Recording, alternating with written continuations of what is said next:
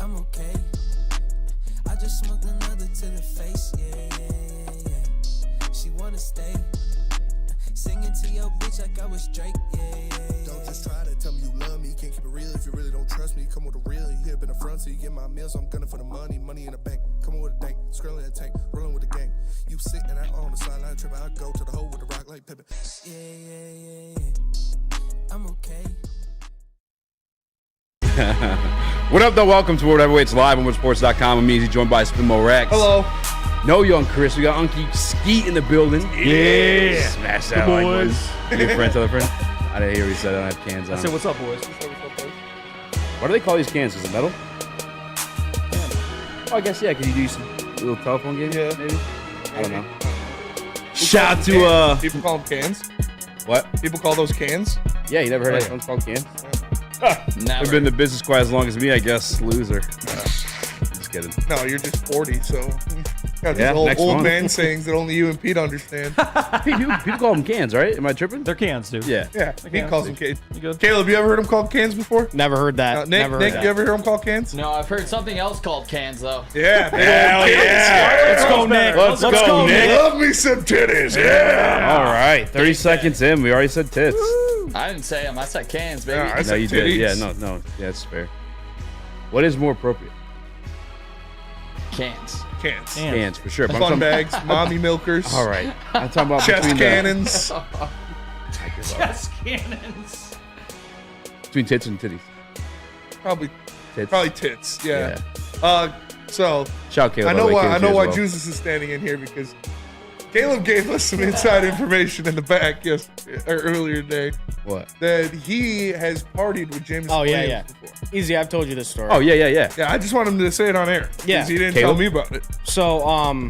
So this was during the draft. I had a couple of my buddies, come up from Nashville. We were partying in Detroit, and we wanted to run back to the hotel really fast before the Lions were drafting. I mean, they were up in like 10 picks. We thought we had time.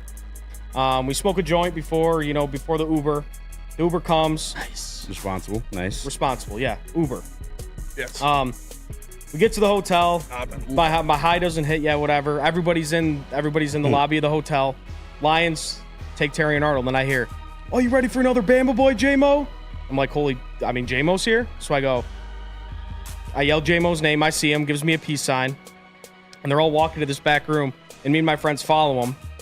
Get patted down like they make us drop our pants to like our knees and stuff. Check everything. Damn. Babyface Ray's birthday party. And then, ironically enough, my high hits. Immediately when I walk in there, I stuck out like a sore thumb in there. And I needed to get the hell out. But yeah, I guess you could say, yes, I did party with J-Mo for about 35 seconds. T Grizzly was we found out the next day at the hotel, T Grizzly was there. 6 Big Sean. Why didn't you know 42 you were Doug. going to be the heavyweights intern? Already have my phone number and call me so I could come. I'm sorry. Yeah, I didn't know. But yeah, that was a fun night. That was a fun night. Even though I was only there for 35 seconds. So That's awesome. yeah. And so somebody said it in the chat. Torn MCL for John Cominsky. Yeah. Hate to see that. It's unfortunate. It's football though. It's camp. Injuries are going to happen. No! It's unfortunate for him, but I hate to say it like this, but life goes on. Next man up mentality. Hopefully, a quick and speedy recovery for the commish. Maybe he'll be back by playoffs. That would be. That wasn't that a tweet from E Rapport? Was it? Yeah. Yeah, he should be back in time for playoffs. Good.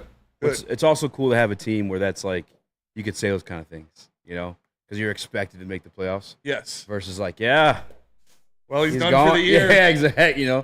He's gonna be back in time for playoffs. So I mean, shout out to Commish. Hopefully, Commish is, like I said, he heals up fast. Hopefully, we get him back by the playoffs. That'll be a pretty big boost for the defensive line. You get some fresh legs in there. Yeah. Matthew Betts locked to make the team now. I don't know, dude. I don't know, man. I was down there today. The guy we can't pronounce his name, Mitchell Gurrier. Yeah. Lions fans. Showing out. He's showing out a little bit, yeah. All right. To be honest with you, yeah. I mean, Betts had his moments too. I just haven't really. There's one guy obviously I was hype on the entire time has been Mackay. Nothing flash in the form of like sacks or anything like that. I mean, obviously he still has to get up and stuff like that. But yeah, a couple guys I just haven't noticed really is Betts, Mackay, and beforehand the injury was Commish as well. guys that I Didn't want pop? to see. Yeah, it didn't pop. Yeah. I'd say is probably the right word. Was popping them and missing them. Jake Bates. He has I a heard leg. he only missed like one. No, he missed like 3 or 4. To be honest, the official count was 7 of 10, but I swear he missed more. And it wasn't the leg. The leg's there. Like, he's got the power. It's more so the accuracy. I don't know if you guys saw Riley Patterson released from the Jaguars. I immediately thought of the meme from Grand Theft Auto. Like, oh, shit. Here we goes go again. Yeah. Great tweet. Which I don't mind. I mean, we've had it before. We had it before. We know what to expect. But I'm really hoping Jake Bates gets this the accuracy down because the leg is there. What range was he missing from? Was it like the 50 50? plus. Okay. Yeah, 54. One was like a 60-yarder. I want to say the other one was probably 50.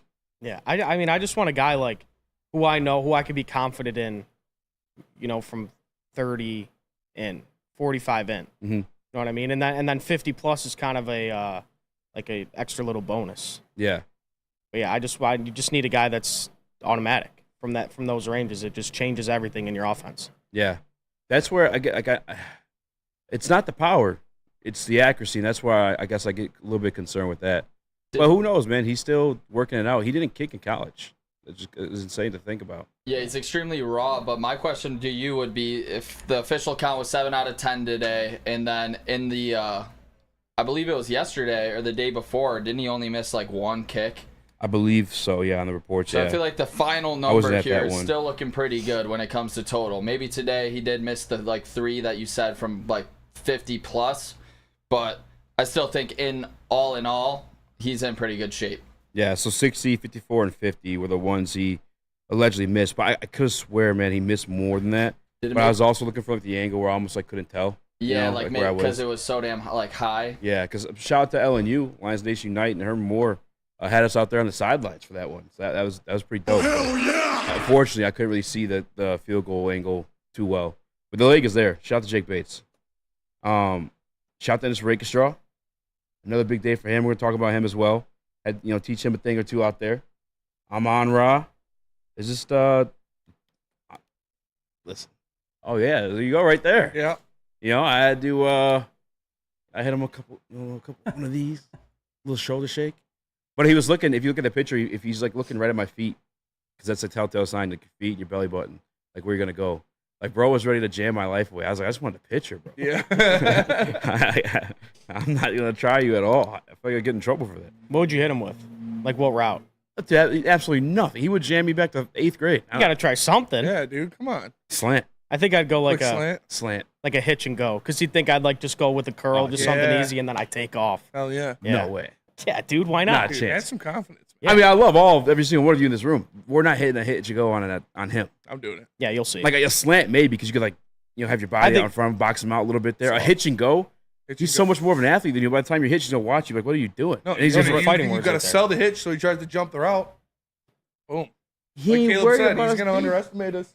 He's going to think, they're just going to do a short route. They're just going to do a hitch. He's going to go for the highlight play.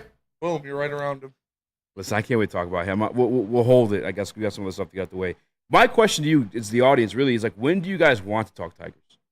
Because we can say it for the back, but the trade deadline is today. Yeah. 6:30, right? 6 p.m. Well, we should talk Tigers when they make something or then don't make anything. So 6? we talk Tigers when the Tigers make a move. If the Tigers don't make a move, then we yell at the Tigers in the second half. I got one kind of slip up from one of the guys that's been breaking news, Bob Nightingale. He said 1 hour remains until the trade deadline with 2 of the game's biggest starters still in the market, Garrett Crochet of the White Sox and Jack Flaherty of the LA Dodgers. The Dodgers continue to be engaged. So he definitely effed that tweet up. Already has 90,000 views in 4 minutes. So I think it says the Dodgers continue to be engaged. So I think they're in the market for Flaherty and or Crochet of the White Sox. Yeah, I told you Flaherty's a Dodger, unfortunately, but we'll see. We'll see what's going on. Obviously, Andrew Chafin was traded to the Rangers for a couple of pitching prospects, guys that are.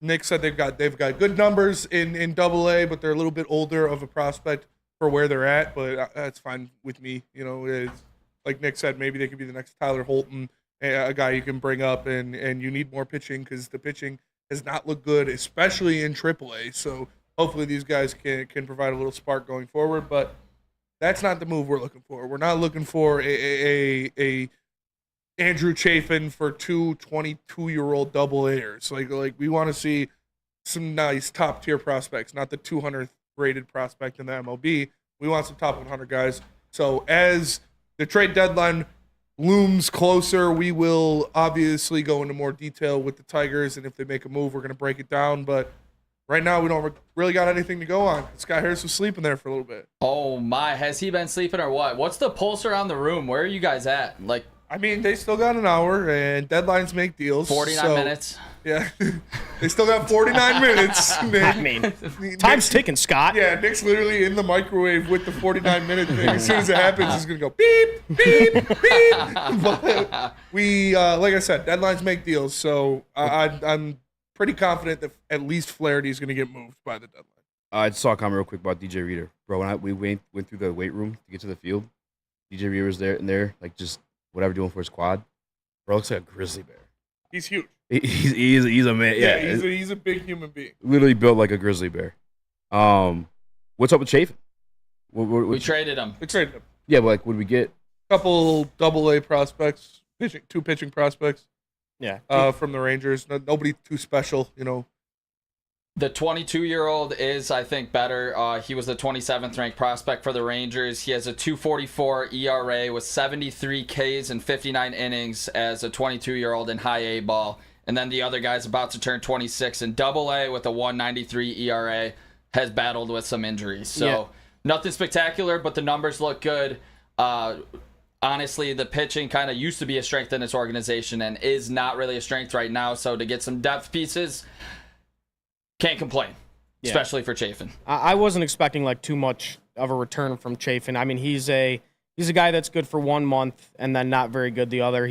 Sometimes he has trouble finding the strike zone, but obviously a left-handed reliever is very important, especially when it comes, to the postseason and with matchups and all that. But I mean, sad to see him go because he seems like a really cool dude. He's obviously not the first player I expected to be traded by Scott Harris, but Scott, let's get things going maybe a little bit. You got 50 minutes to move 3 guys, so let's get this thing going.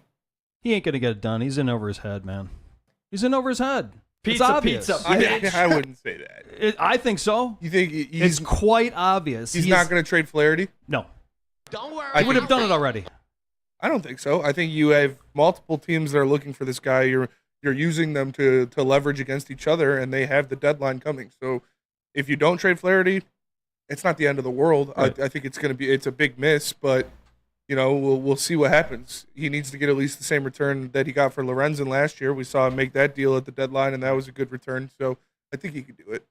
I'm not too worried about it. Yeah, but if you don't trade Flaherty, then you have to extend him, or you look like the biggest idiot on planet Earth. Yes. So that's kind of where I don't want him to rush a trade and because people were saying the asking price was big, and you look at a Trevor Rogers trade earlier. They got Connor Norby for Trevor Rogers, who Trevor Rogers isn't very good. Yeah. Hasn't been very good. So what is Scott Harris's it has to be insane what he's asking for. Flaherty should go for a good price. He's one of like Nick said in that tweet, he's a top 3 arm that's on the market right now. Teams are going to want him. He's got a ton of strikeouts. He's pitching his ass off so far this year, and a lot of that is you got to give credit to Chris Fetter for that, but we see him kind of this renaissance, and a team like the Dodgers could desperately use a guy that could be the second best pitcher on their rotation. So we'll see what happens. Like I said, they still got 46 minutes now, Nick. I know you've got a live clock counting down, but I'll keep you guys posted if I see anything. I do think they're going to get a deal done, and Flaherty's going to go. Yeah, it needs to get re-signed if it doesn't get done, and they need to spend in the offseason if they don't move any of these arms. We've talked about this many times, but we'll get into it later, and I will be locked in on breaking news for you guys. Yeah. But first, we do got to go to break, so let me tell you about Planet Fitness.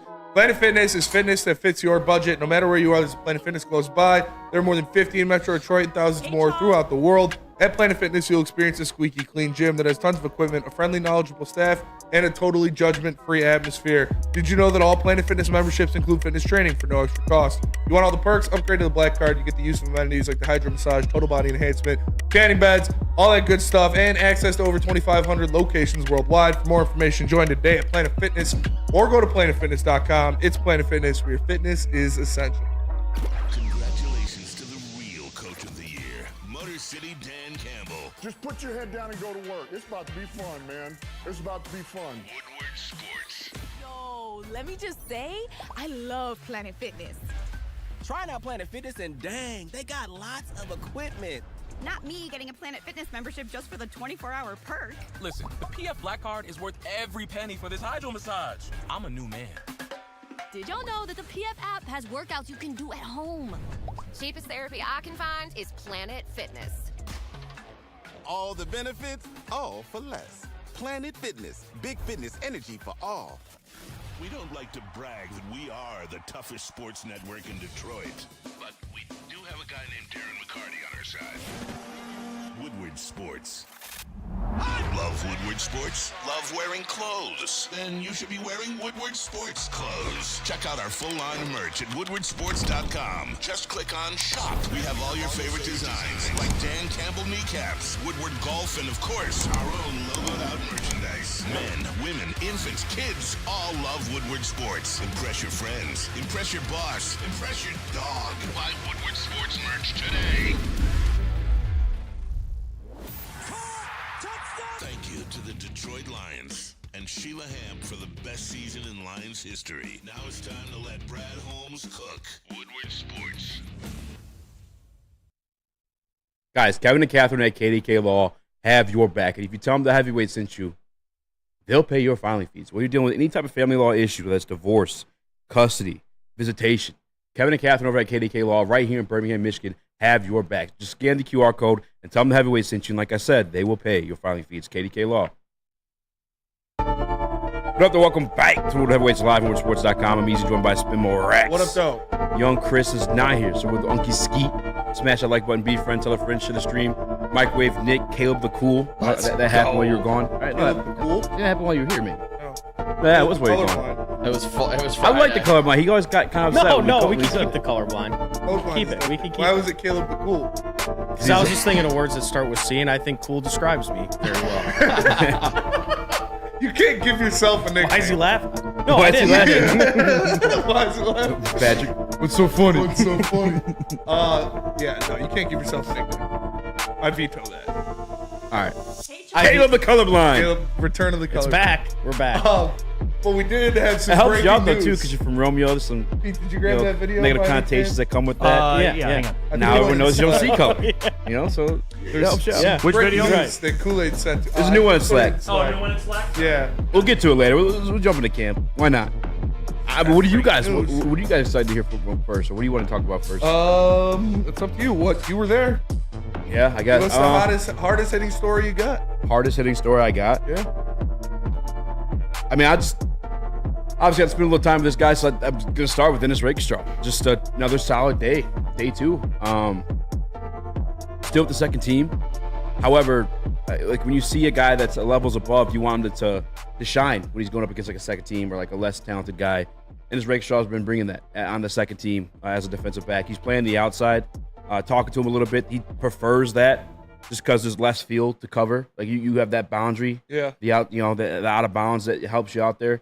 And he's a physical guy, so he is more prone to force those receivers towards the out of bounds, like limiting their space to make plays. And he also caught the first interception of Detroit Lions training camp this year, and it was off of Hendon Hooker, and it was an ugly one. That's a guy that's struggling. I'm not gonna lie. Yeah. Hendon Hooker he started second team yesterday. Today was third team, and I don't know if that's based off his performance or just flip flopping to see who's doing what. But yeah, Hendon Hooker struggled. 2 picks today. One he gave up to a safety I've never even heard of, and the other one was to Dennis Rakestraw. Dennis Rakestraw actually almost had another interception too. Yeah. But just dropped it because he had to tiptoe to stay in bounds. Yeah, he had the interception today, and he forced a fumble as well. And this is a guy who everybody says that as soon as they put the pads on, he looked completely different. He stood out. He really took a leap because he is a long, strong, physical corner, and that's somebody that Aaron Glenn is going to like to get in his system and to get in his scheme. So I'm excited to see him going forward, to see the progression of him as obviously rookie in this league. He's going to have to fight an uphill battle if he wants to start. I don't see that coming so far, but I like what I'm hearing out of him. I like what I'm seeing out of him in these videos and these little highlights of him going out there, making plays on the ball, attacking wide receivers off the line with his hands and physicality, getting to the ball at the point of attack and not being overly handsy, not being too aggressive to where he'd get a flag, a holding, an interference, something like that. He's just, it's who he is. He's a dog. He's that Missouri, that Missouri dog in him. He's going to go out there. He's going to make plays. And since the pads have come on, nobody has been able to keep his name out of their mouth. Yeah, honestly, man, I think that's just the best way to describe it is the dog. And it's something that you kind of had to wait for the pads to come on for him to express, because when you're just in shells, you're not really going to be able to, put your hands on somebody the way you would if they're like in the shoulder pads. It's your jersey's a lot more loose, a lot more visible to see if you're pulling on a guy, grabbing on a guy. But even then, it's not even so much pulling or grabbing. He's just like in your face. And another guy too that I didn't really get to talk about yesterday, because we're talking about the cornerbacks, and that's just the biggest thing for me. The biggest takeaway just so far the past 2 days is how much this defense has improved. Mm-hmm. Yesterday was a W for the defense, I'd say, in training camp, and obviously not keeping up score or anything like that. But today, I'd say defense as well. Now, I was with Herman. Herman was biased, and he admitted it was a bias, but he said the offense, because they did have their moments, a lot better than yesterday. But I still say it was a solid day for the defense, just because Jared Goff, one of the things that helps him be the greatest version of him is that offensive line. And that offensive line was tested today with the Detroit Lions defensive line. So overall, the defense is really impressive, but it's mainly the secondary I've been watching. I said that right after the draft. I want to see the secondary battles. And, yeah, Ennis Rakestraw has definitely been noticeable. Stephon Gilmore, though, is a name I didn't get to mention yesterday, who I think everybody kind of saw by now, had an interception, could have had another interception, but just tipped out of his hand just too late in time. And then actually I think it was Darius Fountain who caught the ball off of it. But, yeah, the competition at every secondary position is fierce. Brian Branch is back out there finally in pads, but again, more so walkthroughs. He wasn't actually playing. Was this one from yesterday? It's the video from Camp Today? Yeah, Camp Today from that last one was a nice little dot by Sudfield there. Yep, KG. Shout out to KG. And then I do have your video from Kool-Aid whenever you guys want it. We'll get to that one later. What'd you say? KG's out there filming? You get kicked out. Or maybe just sent the link, I think. Either way, see the guy at the dredge right there booking it? Yeah, that's Darius Fountain. Yeah, we're going to get to him as well. Is it Fountain or Fontaine? I think it's Fountain. Fountain. I've been saying Fountain. There's the interception right there. Yep. But yeah, Rakestraw. He's big, man. He looks big. He looks physical. You love to see that. Physical, handsy, just an irritant. I feel like for the offensive side of the ball. Terrion, again, I was kind of on the sideline to where I wouldn't really see his side so well, but I think it's fairly good that if you're not mentioning too often, he's doing his job. We talked about a guy named Nnamdi Asomugha. I'm not saying he's that obviously Nnamdi Asomugha had a phenomenal season, but like he didn't have any stats because no one threw his way. Mm-hmm. Terrion, I'm wondering if that's what's going on with him because he's not really popping off where you're gonna talk about him, but he's also not looking bad either. I was gonna say if he's not getting beat, if he's not giving up touchdowns, then he's winning camp. If he's not having a receiver run free or getting mossed or anything like that, then he is winning camp. As a cornerback, you don't want to be you don't want to be the center of attention. You don't want people to see you out there because that means you're locking your guy down. Absolutely. Talking about the secondary battles, I believe Meek Robson, he probably took, and I had this on there too, and we'll get to it a little bit later, but I believe he's gaining ground on the first team cornerback. First team nickel. I know we've been kind of talking about Emmanuel Mosley, which I'll pat myself back once more because we have a little bit more views than before that we brilliantly called in this show. But, yeah, man, the defense is what we need to see step up, heading into the season. And so far in camp, it's them. Yeah, they've been getting a lot of hype, especially the secondary. We saw all of the investments that were made into it. You add a trade piece, or you add a piece in trade in Carlton Davis. You sign a free agent in Meek Robertson. You spend your first 2 picks on cornerbacks in this draft. So there is a lot invested into the secondary specifically, which was the worst secondary in the NFL last year. So you needed to do that. You have aspirations to win a Super Bowl. You have aspirations to repeat as NFC North champions. So this is what needed to happen, and this is what you like to see. You like to see guys out there fitting the bill, guys out there living up to expectations. Terrion Arnold and Ennis Rakestraw and I'm excited to see them going forward. So you hear Akeem Talib say that they could be a top cornerback duo in the NFL. You hear Carlton Davis go out there and say, we could be the best defense in the NFL. Like, these are the things you like to hear. Nobody was fucking saying that about this team last year, or about this defense, and especially about this cornerback room last year. So it is heavily invested in, heavily dictating what they're going to do this year. Are they going to go out there and faceplant in the second half of the NFC Championship game again? Hopefully not. And hopefully a big part of that is having cornerbacks who can be out on an island against top flight receivers, which is what we saw. That's what the playoffs is all about. You're going up against a guy like Mike Evans, like Puka Nacua and Cooper Kupp, like CeeDee Lamb, like Deebo Samuel and Brandon Ayuk every week in the playoffs. So you need guys that can play one-on-one on the outside. And that's actually one takeaway I had today too. Is a lot more zone than I expected. I just thought once you got these guys that we wanted, that could play man coverage. I'm seeing a lot more zone out there in practice too. Well, I mean, Fonte Melifon's been very competitive.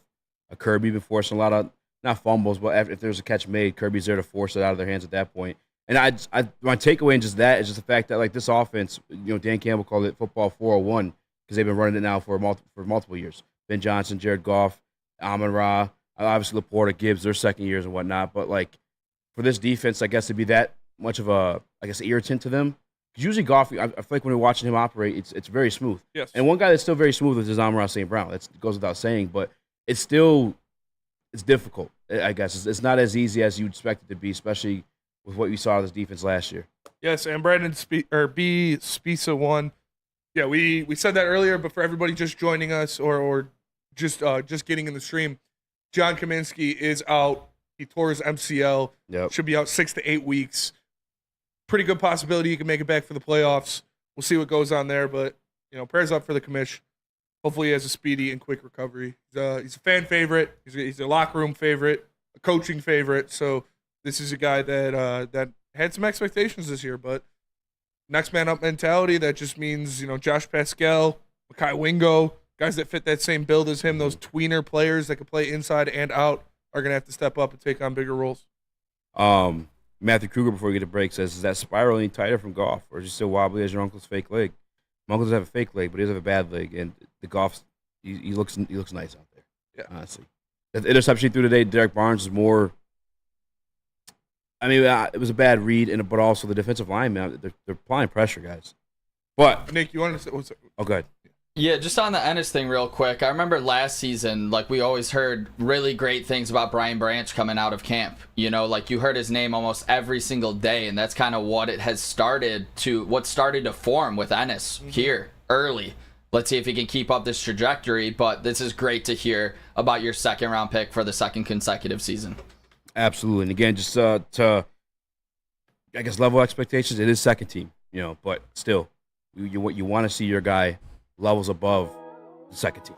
That means you got something good there. But we have to go to break. Tell us about Feldman.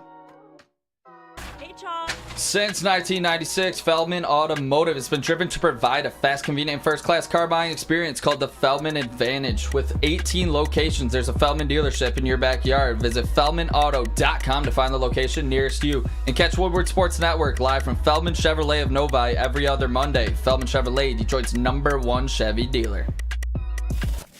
We don't like to brag that we are the toughest sports network in Detroit, but we do have a guy named Darren McCarty on our side. Woodward Sports. Braylon Edwards here, Premier Pet Supply. Man, just looking around, who's got it better than pets?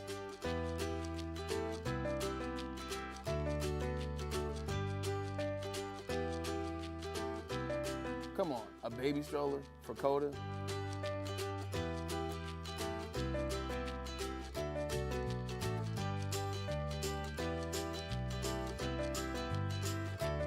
A chef for Lola? Really?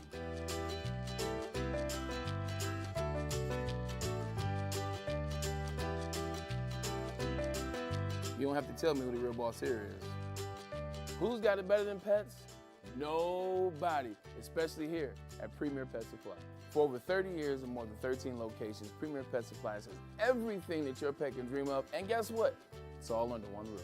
Premier Pet Supply, family owned, operated, and proud to call Metro Detroit home. Check out premierpetsupply.com or scan the QR code today.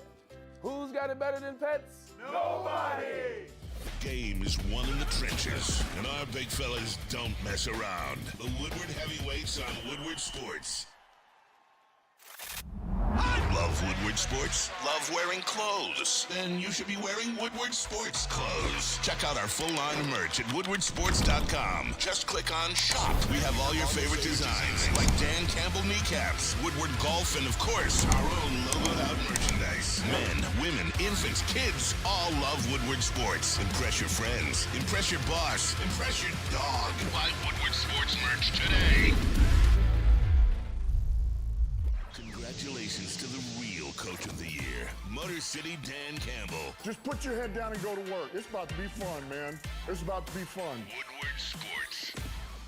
Every single morning when you wake up, make sure you're putting on the best morning show in the country. It's Wake Up Woodward. It's Monday through Friday, 8 to 10 a.m. live on Woodward Sports. Every single morning when you wake up, make sure the first thing you do is put on Wake Up Woodward, only on Woodward Sports.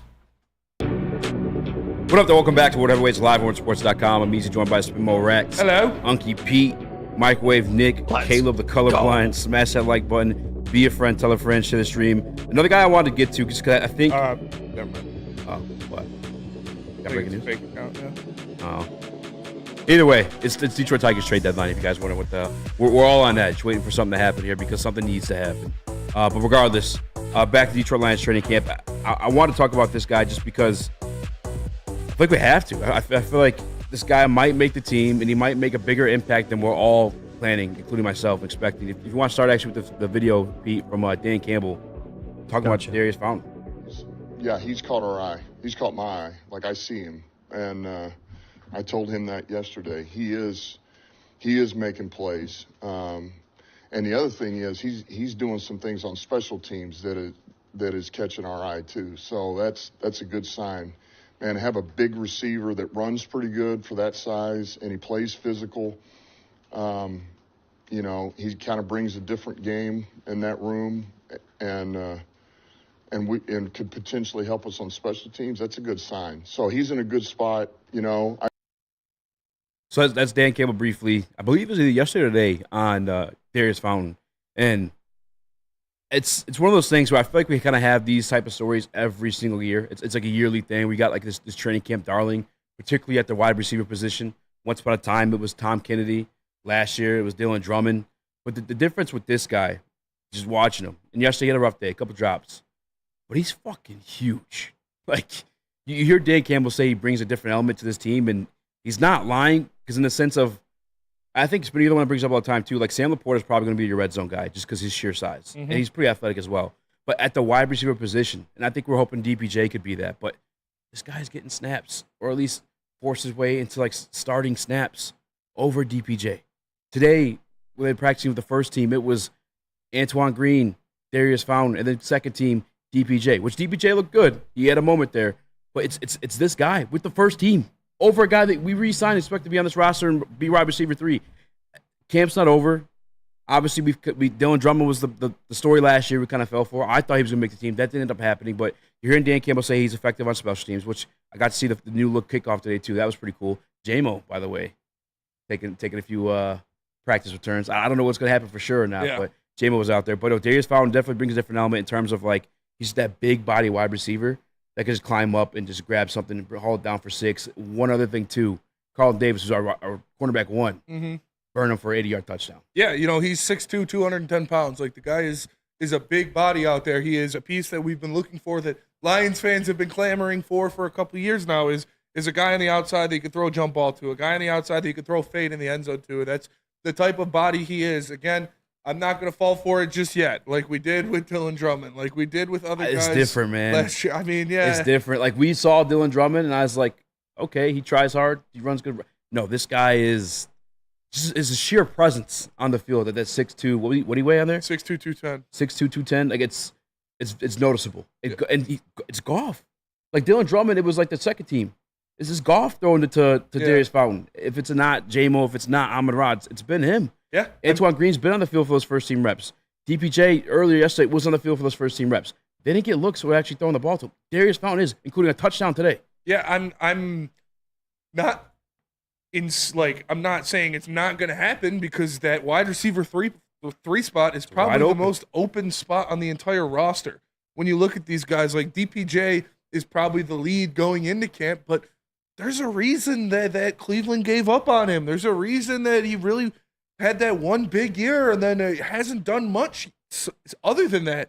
Is he consistent? Can he get the separation? We know he's a great athlete. We know that he can run past people, but I just think they are looking for an X factor. They're looking for a guy that'll go out there and make those 50-50 catches, make the cornerback pay if he's playing lax coverage, be a bully on the outside. Mm-hmm. And I don't know if anybody on this roster really has that edge except for Darius Fountain. So it very well could be his spot to win. Obviously, he's going to have to extremely impress these coaches and continue doing what he's doing for all camp. But we know that they're not afraid to give a guy a look if he proves he needs it. Doesn't matter if you were an undrafted free agent or if you were a first-round draft pick. If you win it in camp, you win it in camp in the eyes of these coaches, and they're going to give you what you earn. Yeah, it's again, last year got to see the Dylan Drummond show, and to be honest with you, all due respect to Dylan Drummond, it was more so I was kind of hoping he'd make the team, and you hear him make these plays. Fountain's doing it against the first team, and he's very noticeable doing it, like I guess spectacular type catches, and he has the frame to do it. Yesterday, though, I will say 2 big drops, but still given equal opportunity today. And just the fact that he broke it into, I guess, the wide receiver 3 conversation itself, I think, is very telling. Like that, I don't think any of us expected that to be the case. And he was on the practice squad last year. Like, this is a guy that was along for the ride last year. So I think he's gonna make the team, man. I really do. I did my bold prediction for Emmanuel Mosley, and I don't know if he's gonna end up starting because of Meek, started balling out a little bit today, and we'll get to that later as well. But my next bold one from camp, just from being there 2 days with the pads on it, I think Fountain makes his team. Yeah. And he fills that role that you said that we just don't have. Mm-hmm. Nick? That's credit to Antoine Randall L. Yeah. I mean, the wide receivers coach. I mean, how good of a coach is he? I mean, look what Dan Campbell, this goes back to the culture thing. Look what Dan Campbell's surrounding himself with. It's not just the front office people. It's the coaches on the field. And I think that Antoine Randall L is going to be the most important coach for the Lions this coming season. That's just the way it is, truly. I mean, he's a phenomenal coach. We were talking about him actually today, too, with the security guard I was. And it's Antoine Randall L, like, you forget, like, how much – he's kind of a legend, dude. Yeah. Sure. Quarterback to receiver. I'll never forget the touchdown he threw in Detroit. In the Super Bowl. He was the Heinz Award, like, in the Super Bowl. Yeah, like, he's the man. But, no, he is one hell of a wide receiver. Wide receiver coach. He's bringing back Darius Fountain from Northern Iowa. Yeah. I mean, come on. If he turns Darius, whatever it is, Fountain into a number 3 wide receiver, the guy has a career of 2 catches for 3 yards.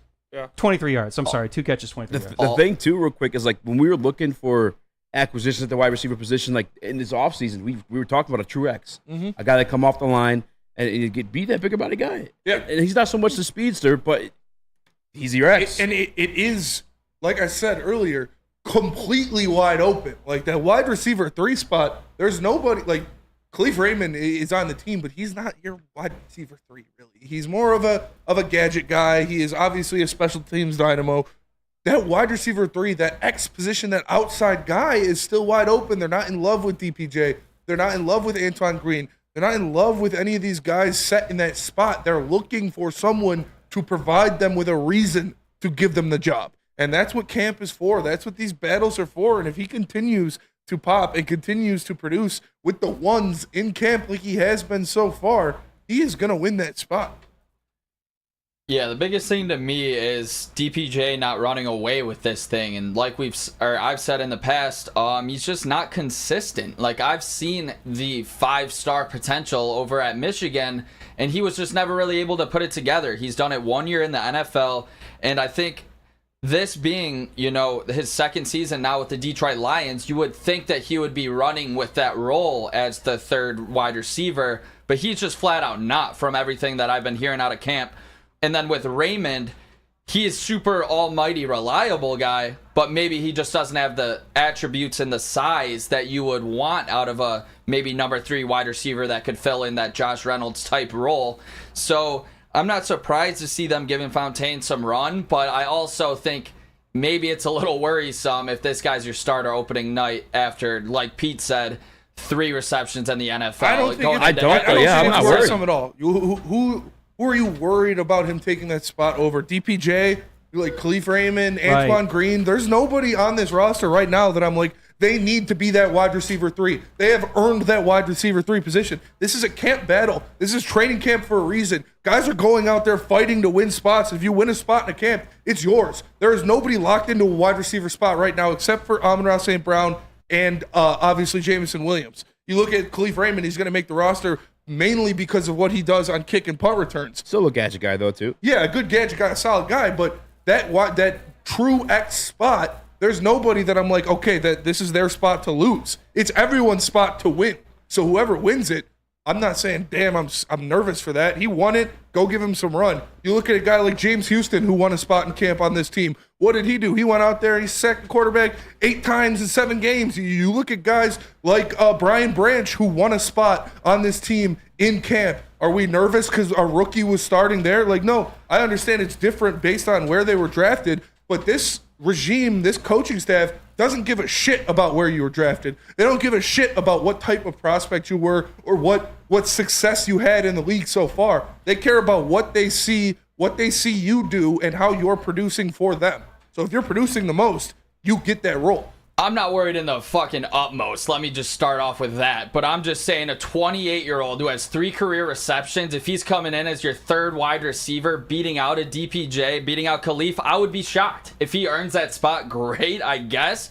But I'm just saying, if that's your number 3 wide receiver heading into the league that you're depending on, is a 28-year-old with 3 career receptions, I don't think that's an ideal spot to be when it comes to the wide receiver position. I don't see it as us depending on him.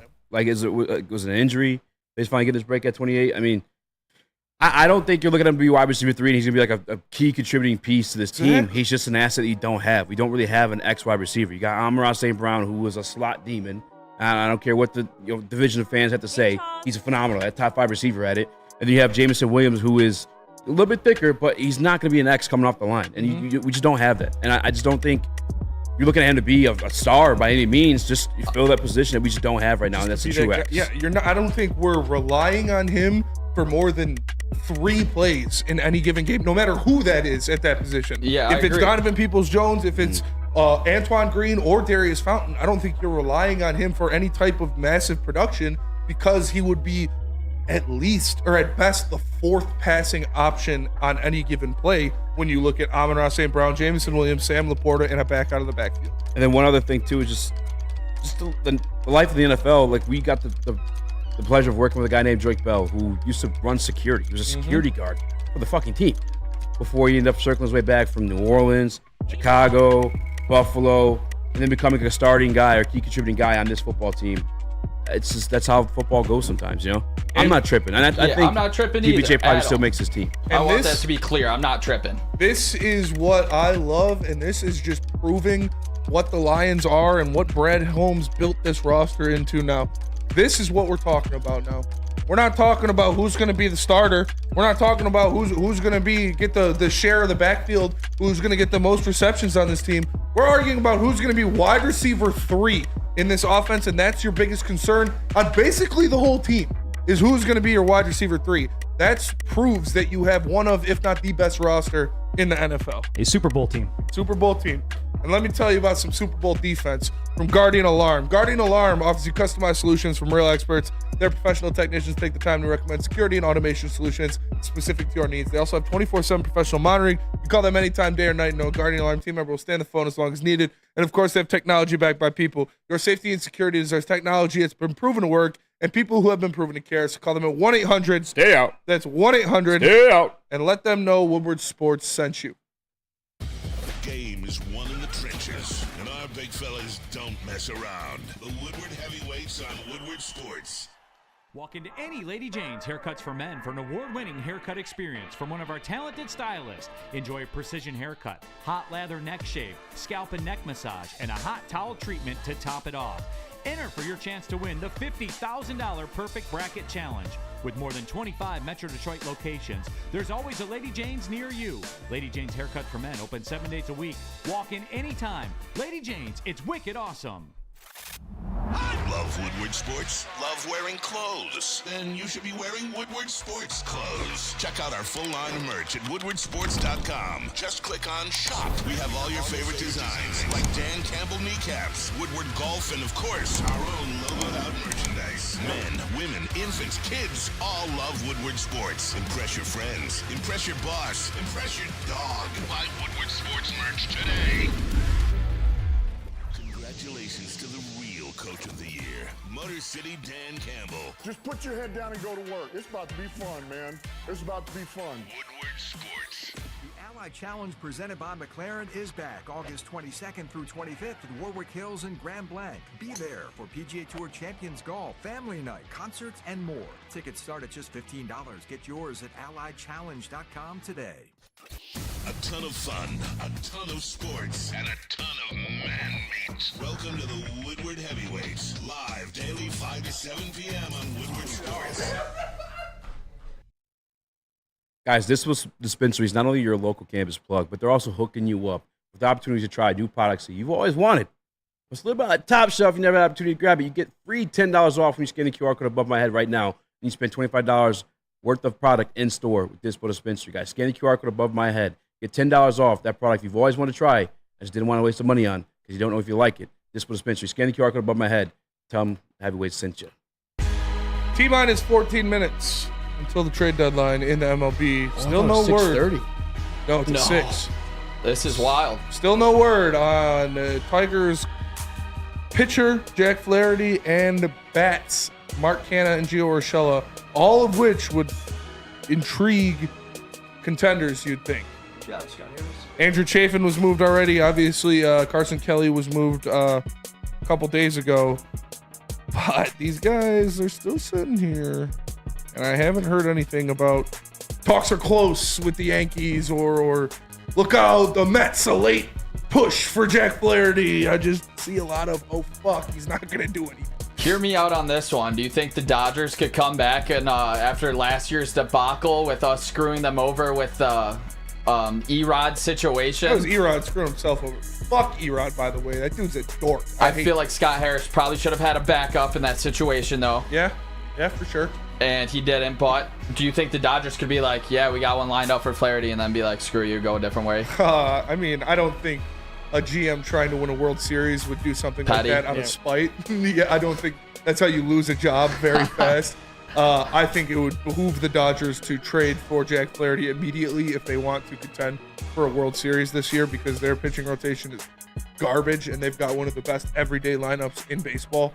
So we'll see, but it's getting down to the wire here, boys. I mean, look, we're looking at 13 minutes left until the trade deadline and 12 now, and I'm not only I'm nervous, obviously. And I think a lot of us in this room are. I think all of us in this room are that none of these guys are going to get moved. But I'm also getting a little bit pissed off. Like if these guys don't get moved, should be. I need Scott Harris to answer the question, what the fuck are we doing now? Because I mean, what are we going to do with Jack Flaherty now? Like if we don't move him, Mark Canha, is he a part of the future? Gio Urshela? No. These are guys you couldn't find prospects for. If they don't get moved, he needs to answer that exact question. What are we doing? What is your plan? There is no doubt in my mind that Gio Urshela will not be on this roster next year. Whether it's they're trading him right now or he's just gone because they're not going to re-sign him. There is no reason to hold on to Gio Urshela. He is on a 1-year contract, as is Jack Flaherty.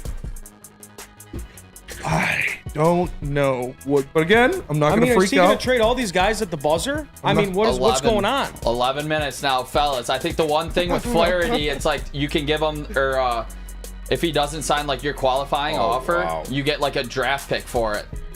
So Scott Harris, smartest guy in the room here. He wants his draft pick. No, he got McGonigal, same round. I don't know if it's true or not, but Brandon Dogs and Sports Chat says Scott is talking at 7 p.m. I don't think it's a good sign, boys. I think he's going to hit a presser just to back off the fans, save his ass a little bit. I don't think he's been signed up for that for a while. Yeah, I think that's been pretty established that they were going to have a presser right after the trade deadline, and that's what he should. But like at this point, again, we still got 10 minutes here, but it's shit or get off the pot. Like, are we just we're just gonna lose these guys for nothing, or just for the pick you're gonna get? I mean, am I overreacting by saying that if he doesn't move at least two of these guys, like that is a That's like, an L. what are we doing? No, you're not overreacting. I don't think you're overreacting at all. You've got two guys that, like, Seattle could use Gio Urshela. Absolutely. And I don't give a shit what you get for Gio Urshela. Just get something for him. Like, you're not going to get a top 100 prospect for Gio Urshela, but it's better than just him walking in free agency. Jack Flaherty, you can easily get a top 100 prospect for, and a lot of teams could use that guy right now. And we're watching the teams dwindle away a little bit when, we saw for Flaherty suitors, because, I mean, Fetty goes to the Dodgers. That was the team we were thinking of. Mm-hmm. Rogers goes to Baltimore. That was another team. I mean, Scott, let's go, man. Let's go. Let's go, Bubba. Nah, he's balking, man. He's done. Scott Harris is done. I'm sorry. This front office is just a pile of, you know what? The meeting was at 7 p.m., so we can apologize. I've seen so much freaking winning baseball, over the years that you can just tell that this front office is, it's not good, dude. And it starts at the very, very top with Mr. C. I. Yeah, little Chris. Little Chrissy. I'm not ready to completely call this guy a That's bum little after Chris. 2 years. And it's not like we're talking about him trading these life-changing pieces, but still, you need to get. It is. Don't get me wrong. You're gonna it's a lose failure. Flaherty for nothing. It's a failure if you don't. Unless you re-sign him. If you don't re-sign him, it's a complete failure. Which are you guys opposed to? I mean, to re-signing Flaherty? I 100% would re-sign him if you don't trade him. There's You don't no trade him, reason why you keep him, but like this draft pick screw the draft pick. Like, realistically, like, you do not worry about draft picks when you're dealing with a guy like Jack Flaherty's caliber. The market is 100% there for Flaherty. If he doesn't think that he's getting the reasonable return for him, I want to hear that we have extended Jack Flaherty for 2 more years following this season immediately. That's where I'm at with Flaherty. And because then you got Job coming up, Tariq Skubal, Reese Olson, either Mize or Manning. You talk about this rotation moving forward. They can be a very, very good rotation, but you need the bats to help supplement this team like we're talking about all season long. We were able to limit a lot of teams of scoring runs. We just weren't able to do anything on the offensive side of the ball. But we got 8 minutes, and things can trickle down a little bit after the 6 o'clock hour. So I'm not going to flip out yet, but I cannot. Hopefully I'm not saying Pizza, bitch. I'm pretty close. I'm pretty close to a little freak out right You now. should be. I mean, this is like Al Avila years all over again. All right. I'm not well versed in baseball, but I'm well versed in just sports business. And you never just hang on to a guy that's gonna be a free agent and lose him for nothing. That's just bad business. It doesn't even. That's common fucking sense. No, it's an obvious move he has to make. Like it doesn't. Especially when there's a market for him. There's a huge market for him. You're exactly right. I couldn't believe he was a Tiger when I woke up this morning. Like there wasn't a trade you could find.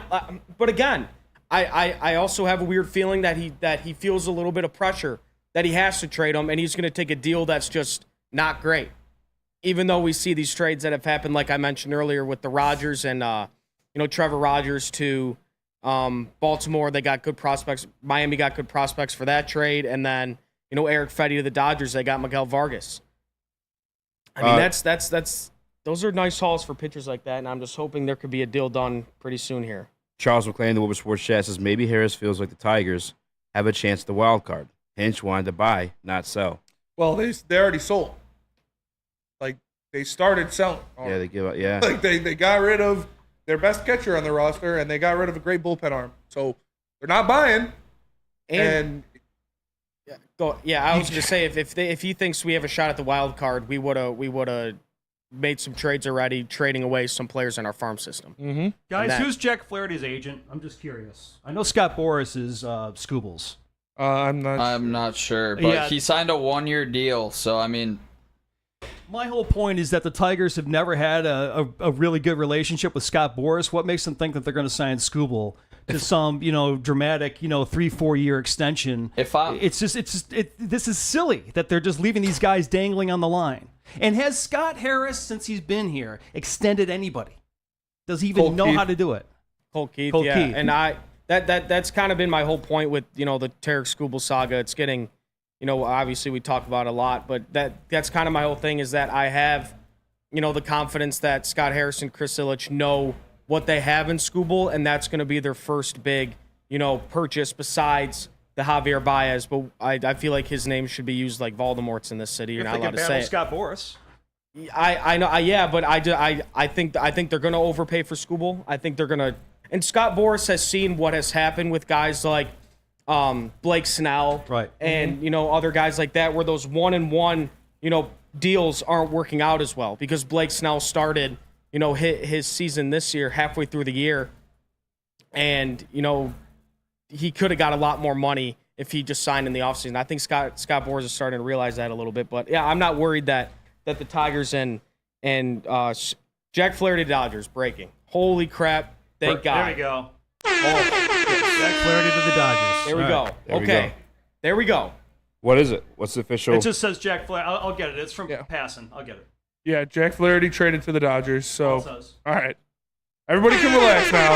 It is per Jeff Passon, the real Jeff Passon. Yep, it is the real Jeff Passon. Jack Flaherty is traded to the Dodgers. So we don't know the return yet, but this is a good deal. You get him. Hopefully, you get a top 100 prospect. Nick, what are some of the names on the Dodgers that we could be looking at? So the first one you're looking at, which is extremely high ceiling, but they just re-signed Will Smith. Their catcher is Dalton Rushing. He's a catcher, first base prospect in Double-A. He's 23. This would be a really big guy that you could get for the future. He's the number 46 prospect in all of baseball. This would be massive. I think this is a really big ask to go for the LA and a top 50 prospect in Dalton Rushing. They also got another guy in DePaula. He's a 19-year-old outfielder in high A ball for the Dodgers. This would be the massive swing on a high upside prospect that I think you've seen Scott Harris kind of draft in a Max Clark, in a McGonigal, in the shortstop we just took this year. It's a high upside ceiling guy. This would be the guy I would look at. He has an 818 OPS this season. Like that. Outfielder. And you think about guys, when you stack your prospect pool, even if you don't have the patience to wait for them to develop fully to becoming a guy for your major league team, you can move them in the future for bats or arms that are major league ready and that maybe even all-star level type people. Mm-hmm. Yeah. So, okay, if you guys are just joining us, Scott Harris is alive, and he has traded Jack Flaherty to the Dodgers. We don't have a return yet, but it's being reported from all different sources, from all different news outlets. Evan Pressel, Jeff Passon, all the big hitters here. So we'll see. We'll see what happens. We'll see what the return is. A lot of people are throwing names: Dalton Rushing, DePaula. A lot of guys in the chat that they'd like to see in the return for one Jack Flaherty. But he's alive. He got it done. And Ken Rosenthal just tweeted, Garrett Crochet will not be traded. Sources tell The Athletic. Wow. That's stupid. Did you see what the reports that came out? He would not pitch in the postseason unless he already had a contract extension. Wow. Crazy. He just plummeted the trade market for himself. Yeah, that's and screwed over the White Sox, which you love to see, division rival. You love to see that. As if their season could not get any worse. Garrett Crochet tanks his own trade stock. But this is big. Thank God. Oh, never mind. You got some breaking? No, I was gonna say I was looking at Passon's Twitter and it looked like he deleted it, but it's here. No, yeah, everybody put it out there. It is true. It is done. Jack Flaherty is traded to the Los Angeles Dodgers. Let's go to break. Very curious to see the whole. Let me tell you guys about Lady Jane's. Awesome is when a guy can be a guy, get an amazing haircut. That's Lady Jane's Haircuts for Men. Stop in, sit back, relax, and let what Lady Jane's talented stylists make you look and feel great. Walk in anytime, 7 days a week. It's Lady Jane's, and it's wicked awesome. And let me tell you about the Ally Challenge. The Ally Challenge presented by McLaren is back August 22nd through the 25th at Warwick Hills. Leave the golf to the pros, but don't miss the party at 17. $2 birdie beers, concerts, and more. Get your tickets at allychallenge.com. Brought to you by Randy Wise Automotive. We don't like to brag that we are the toughest sports network in Detroit, but we do have a guy named Darren McCarty on our side. Woodward Sports. Stop searching for a vehicle and start finding one.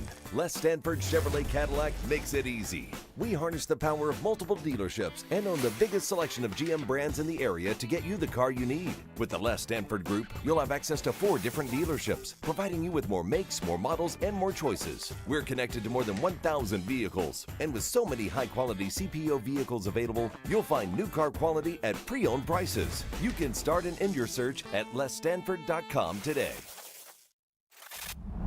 Love Woodward Sports? Love wearing clothes? Then you should be wearing Woodward Sports clothes. Check out our full line of merch at woodwardsports.com. Just click on Shop. We have all your favorite designs, like Dan Campbell kneecaps, Woodward Golf, and of course, our own logoed out merchandise. Men, women, infants, kids all love Woodward Sports. Impress your friends. Impress your boss. Impress your dog. Buy Woodward Sports merch today. Challenge presented by McLaren is back August 22nd through 25th at Warwick Hills and Grand Blanc. Be there for PGA Tour Champions Golf, Family Night, concerts, and more. Tickets start at just $15. Get yours at alliedchallenge.com today.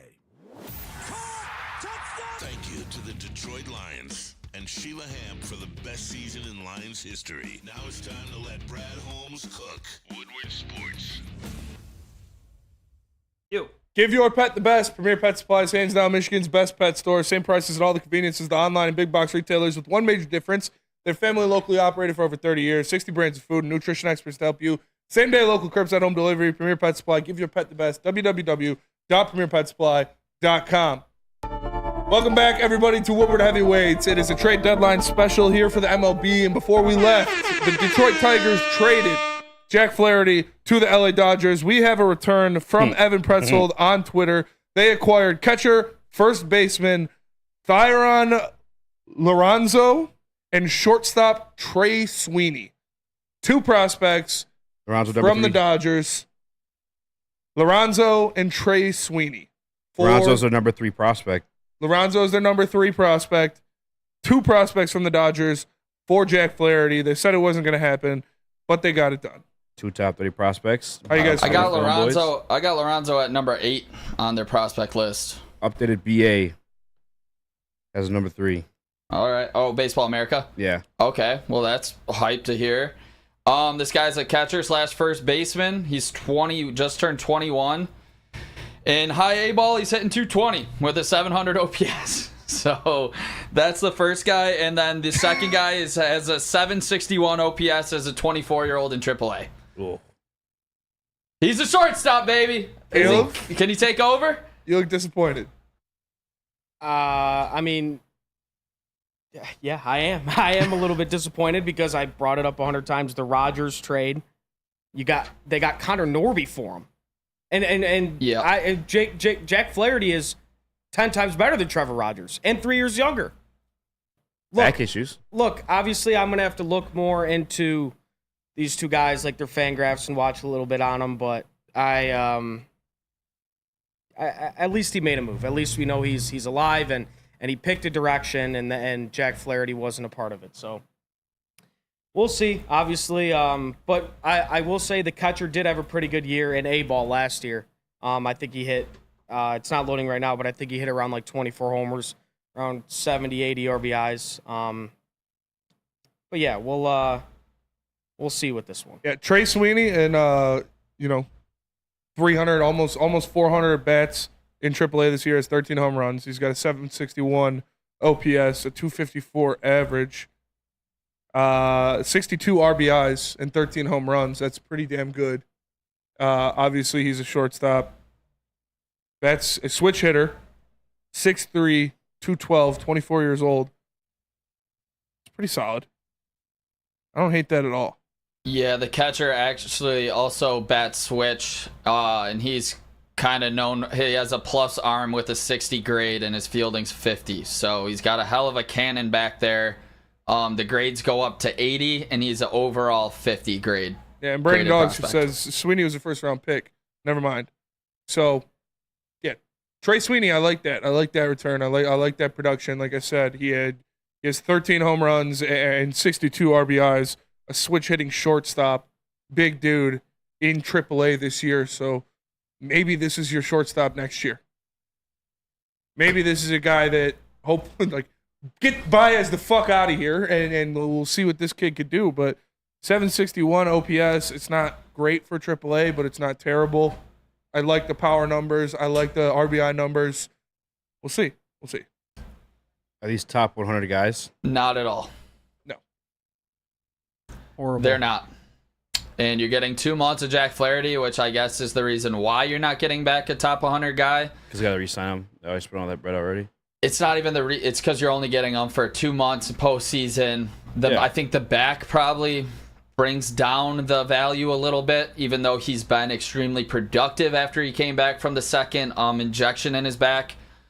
But yeah, this is not one where I'm, hip hip hooray. I'm not, celebrating with the pizza stick, This is a little, it's a little underwhelming in my eyes for a guy that has a sub-3 ERA that can actually help your team win a World Series with the bats that the Dodgers have. Is that who you truly think Jack Flaherty is? Is a sub-3 ERA one of the best strikeout pitchers in baseball? Is that who you think he is really? I think Chris Fetter did a lot to help Jack Flaherty revive his career. Do the Dodgers have Chris Fetter? No, but can Jack Flaherty take what he learned from Chris Fetter and bring that into what he is now as a pitcher? I think he can. And the Dodgers have been able to develop pitching in their system as well in the past. I think maybe he's not that sub-3 guy, but I think with his revitalized career, I think he's maybe hovering around a 3.5, lots of Ks, not a lot of walks, and I think he can help a team in the playoffs. I can think he can help them win a series. And that's what they're getting. I'm not, like you said, I would have liked to see a top 100 guy, but I don't hate the trade, really. I'm not in love with it. I don't hate it either. Sweeney sounds like he's got potential. You look at what you are getting. You're getting 2 months of a guy who is kind of a wild card in Jack Flaherty.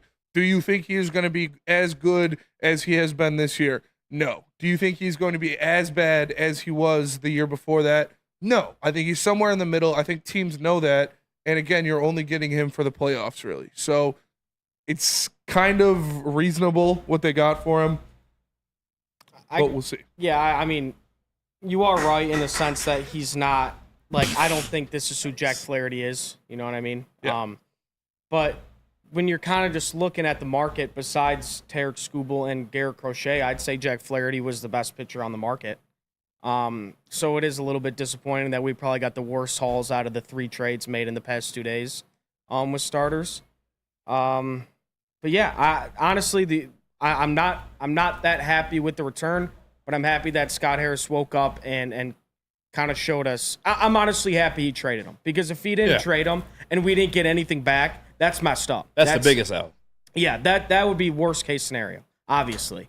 But yeah, and this is the Dodgers thing. They're okay with 3-month rentals. They did it with guys like Trey Turner and Manny Machado. They didn't end up re-signing them, and yeah, I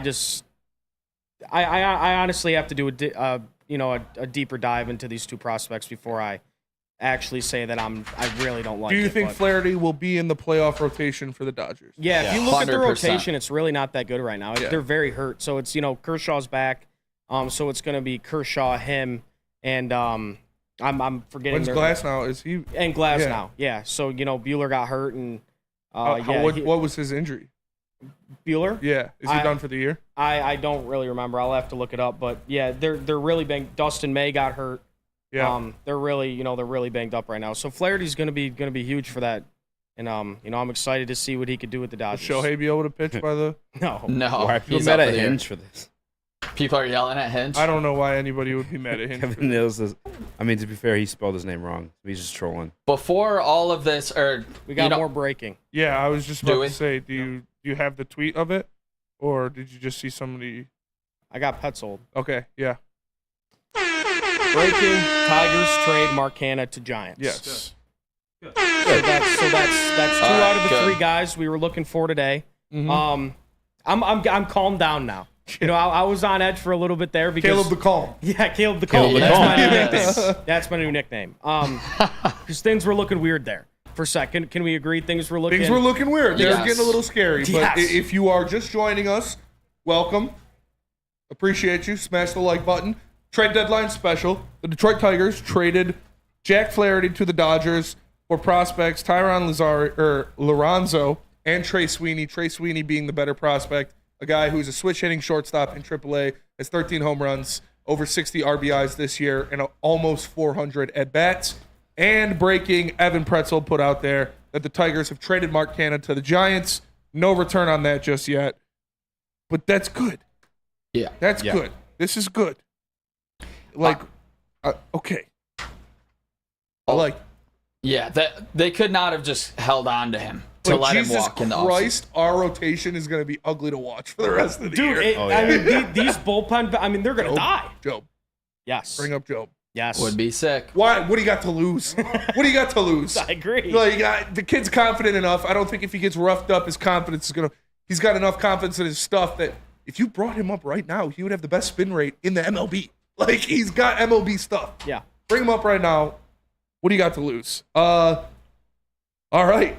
What's up, Nick? I think the Lorenzo is actually going to be the steal of this one. I mean, Sweeney's obviously 24 or 23, or he's 24 already in AAA. That seems kind of a dud to me. I know it's hard to break into that LA Dodgers lineup, but numbers wise, I think the high upside from Lorenzo, if I'm saying that correctly, .836 career OPS in the minors. He's 21. And speaking of a young guy that was traded for, shout out Scott Harris last year, he moved Michael Lorenzen for Hao-Yu Lee, who is turning into a significant piece in this Detroit Tigers organization. Has 856 OPS as a 21-year-old in AA. So he's joining the Mud Hens. I'm pretty sure. Is that confirmed? He was a late scratch. He was a late scratch from the lineup in Erie today. It wasn't. Everybody said it wasn't any trade situation. He's not just going to make the jump right to the Tigers. So I wouldn't be surprised if Hao-Yu Lee was on the Mud Hens for the next game. That would be great to see that. I think he absolutely deserves it. He made the futures game. So one thing that we've seen from Scott Harris is he can eye talent when it comes to young prospects, especially. I mean, he's 1 for 1 in Hao-Yu Lee. So I guess I haven't seen too much, but when it comes to the draft, he's been able to scout out Max Clark and Kevin McGonigal. Mm-hmm. This year he goes with Bryce Rayner, the 19-year-old shortstop. So this could be his specialty, but we still have yet to see if he can acquire actual big-time free agents. He did well with Flaherty to come here, but he switched up the deals when he also brought in Maeda. He gave him the 2-year, Flaherty the 1-year. That's yet to be seen, but when it comes to prospect evaluation, I think we can say we can trust in Scott Harris where he's going to turn one of these prospects, Lorenzo or Trey Sweeney, into a pretty good keeper. And Rogelio Castillo, shout out, love you, brother. Shout out. He put it out there, Lorenzo, is the third-ranked prospect of the Dodgers system, according to Baseball America. So, shout out. I already said that. Yeah, well, sorry if I don't trust your baseball knowledge. No, just kidding. No, because everybody in the chat was going at you when you said it. So, yeah. Eazy's cousin said the same thing. You did. Yeah. But, so, all right. We'll see if any news about Mark Canha has come out yet about the return. Do you guys feel like with it coming right down to the deadline that Scott Harris overplayed his hand a bit? No. Now that I know with Flaherty? No, I almost feel like I think he did well. Yeah, we'll see. Yeah. Go ahead, Nick. No, you're good. If he's the third-ranked prospect in the Dodgers organization, I think that's pretty well, considering the Dodgers do develop pieces pretty well. I know they've been buying for a while, so their organization's kind of, obviously not as good as it used to be, but being the third-ranked prospect in their organization, I think holds a lot of weight. And like I said, I trust Scott Harris player scouting when it comes to these young guys compared to maybe some free agents. Per baseball, right-handed pitcher Eric Silva, from the Giants and Tigers. For Mark Canha? Eric Silva. Eric Silva. Where'd you see that? This is from Kylie McDaniel. He has 45,000 followers, ESPN Baseball Insider. Let's go. Spenny, what you got? Right-handed pitcher Eric I was Silva. just going to say, according to Baseball Trade Values, the Twitter, where they use a lot of different statistics, money-wise, batting-wise, different things to grade trades, the Dodgers overpaid for Jack Flaherty. So... Yeah, because it could be like the instance where, like you said, like, is this really who Jack Flaherty is? Yes, I think that's. I really think, like Lorenzen got cut like last week. Like this could be a very common theme for the Detroit Tigers as long as they have Chris Fetter, where you grab a fringe starter, Chris Fetter makes them look better than they actually are, and the Tigers get to flip him for something at the deadline. I would not be surprised if you see the Tigers do that every fucking year. Like Lorenzen got traded to the Royals. Oh yeah, he got traded. Yep. Yeah. So I mean, moved again at the deadline, and the Rangers are still trying to contend. So that is kind of a head scratcher. Yeah, Kylie McDaniel, Eric Silva. And you were talking about trusting Scott's, like the young guys grabbed Justin Henry Malloy. Yep, great point, Eazy. Justin Henry Malloy. And we've been able to develop him, and hopefully he can be here to stay in the big leagues. Eric Silva is a 21-year-old. He was a AA guy. 4.35 ERA, 2 saves, 41 inning pitch, 51 strikeouts, and 41 innings pitched with a 1.16 WHIP. How does he have a 4.35 ERA and a 1.1 WHIP? But hey, yeah, like 51 strikeouts and 41 innings pitched with a 1.16 WHIP. 21-year-old right-hander, 6'1", 185. Well, okay. Caleb, I'm looking at the rest of the stats Yeah, here. a 21-year-old and in throwing in AA, that's promising. Obviously the stats aren't there, but again, we got Chris Fetter. Like what Spenny was just explaining, that's literally a cheat code if we just keep doing that. Obviously, it didn't work with Kenta Maeda because he's not very good at all. And he's also like 36. Yeah, he's an old guy. So if you just can't teach an old dog new tricks. You're right. Last year in a full season in 81 innings pitched between high A and double A, he had 86 strikeouts, only 39 walks, a 1.52 WHIP, 271 average against. He's having a good. I don't know. This doesn't make sense to me. How he has a 4.3 ERA. But he's only got a 199 average against, a 1.16 WHIP, 51 strikeouts, only 18 walks, 5 homers allowed. Yeah, it sounds pretty good, except for the ERA. Like, the ERA is inflated for some reason. I feel like a lot of the guys in the minor leagues right now are just getting, hit left and right when it comes to ERA being inflated. Like I said, 20. So where is it? 41 innings pitched, 20 earned runs, 18 base on balls, 51 strikeouts, 199 average allowed, 116 WHIP. That sounds pretty fucking good to me. Yeah, well, 21-year-old AA right-hander. And they kept Scoob. We'll see. They kept Scoob. They kept him. Caleb. We're back. We're back. Caleb the Calm. Caleb the Calm likes it. Yeah. Are we just pushing through here? We got what? No, let's go to break. 8 minutes. Yeah, let's go to break. Let's go to a quick break. All right. Tell us about Randy Wise. I'll tell you guys about the Randy Wise Celebrity Golf Tour, guys. How would you like to golf the likes of Braylon Edwards on the University of Michigan Golf Course? Matter of fact, we had somebody complete a foursome with the Calvin Johnson Celebrity Golf Tour. Guys, it's a Randy Wise Automotive Team Celebrity Golf Tour. Scan the QR code above my head and have your opportunity to join the best of the best, the elite, the Randy Wise Celebrity Golf Tour. Game is won in the trenches, and our big fellas don't mess around. The Woodward Heavyweights on Woodward Sports.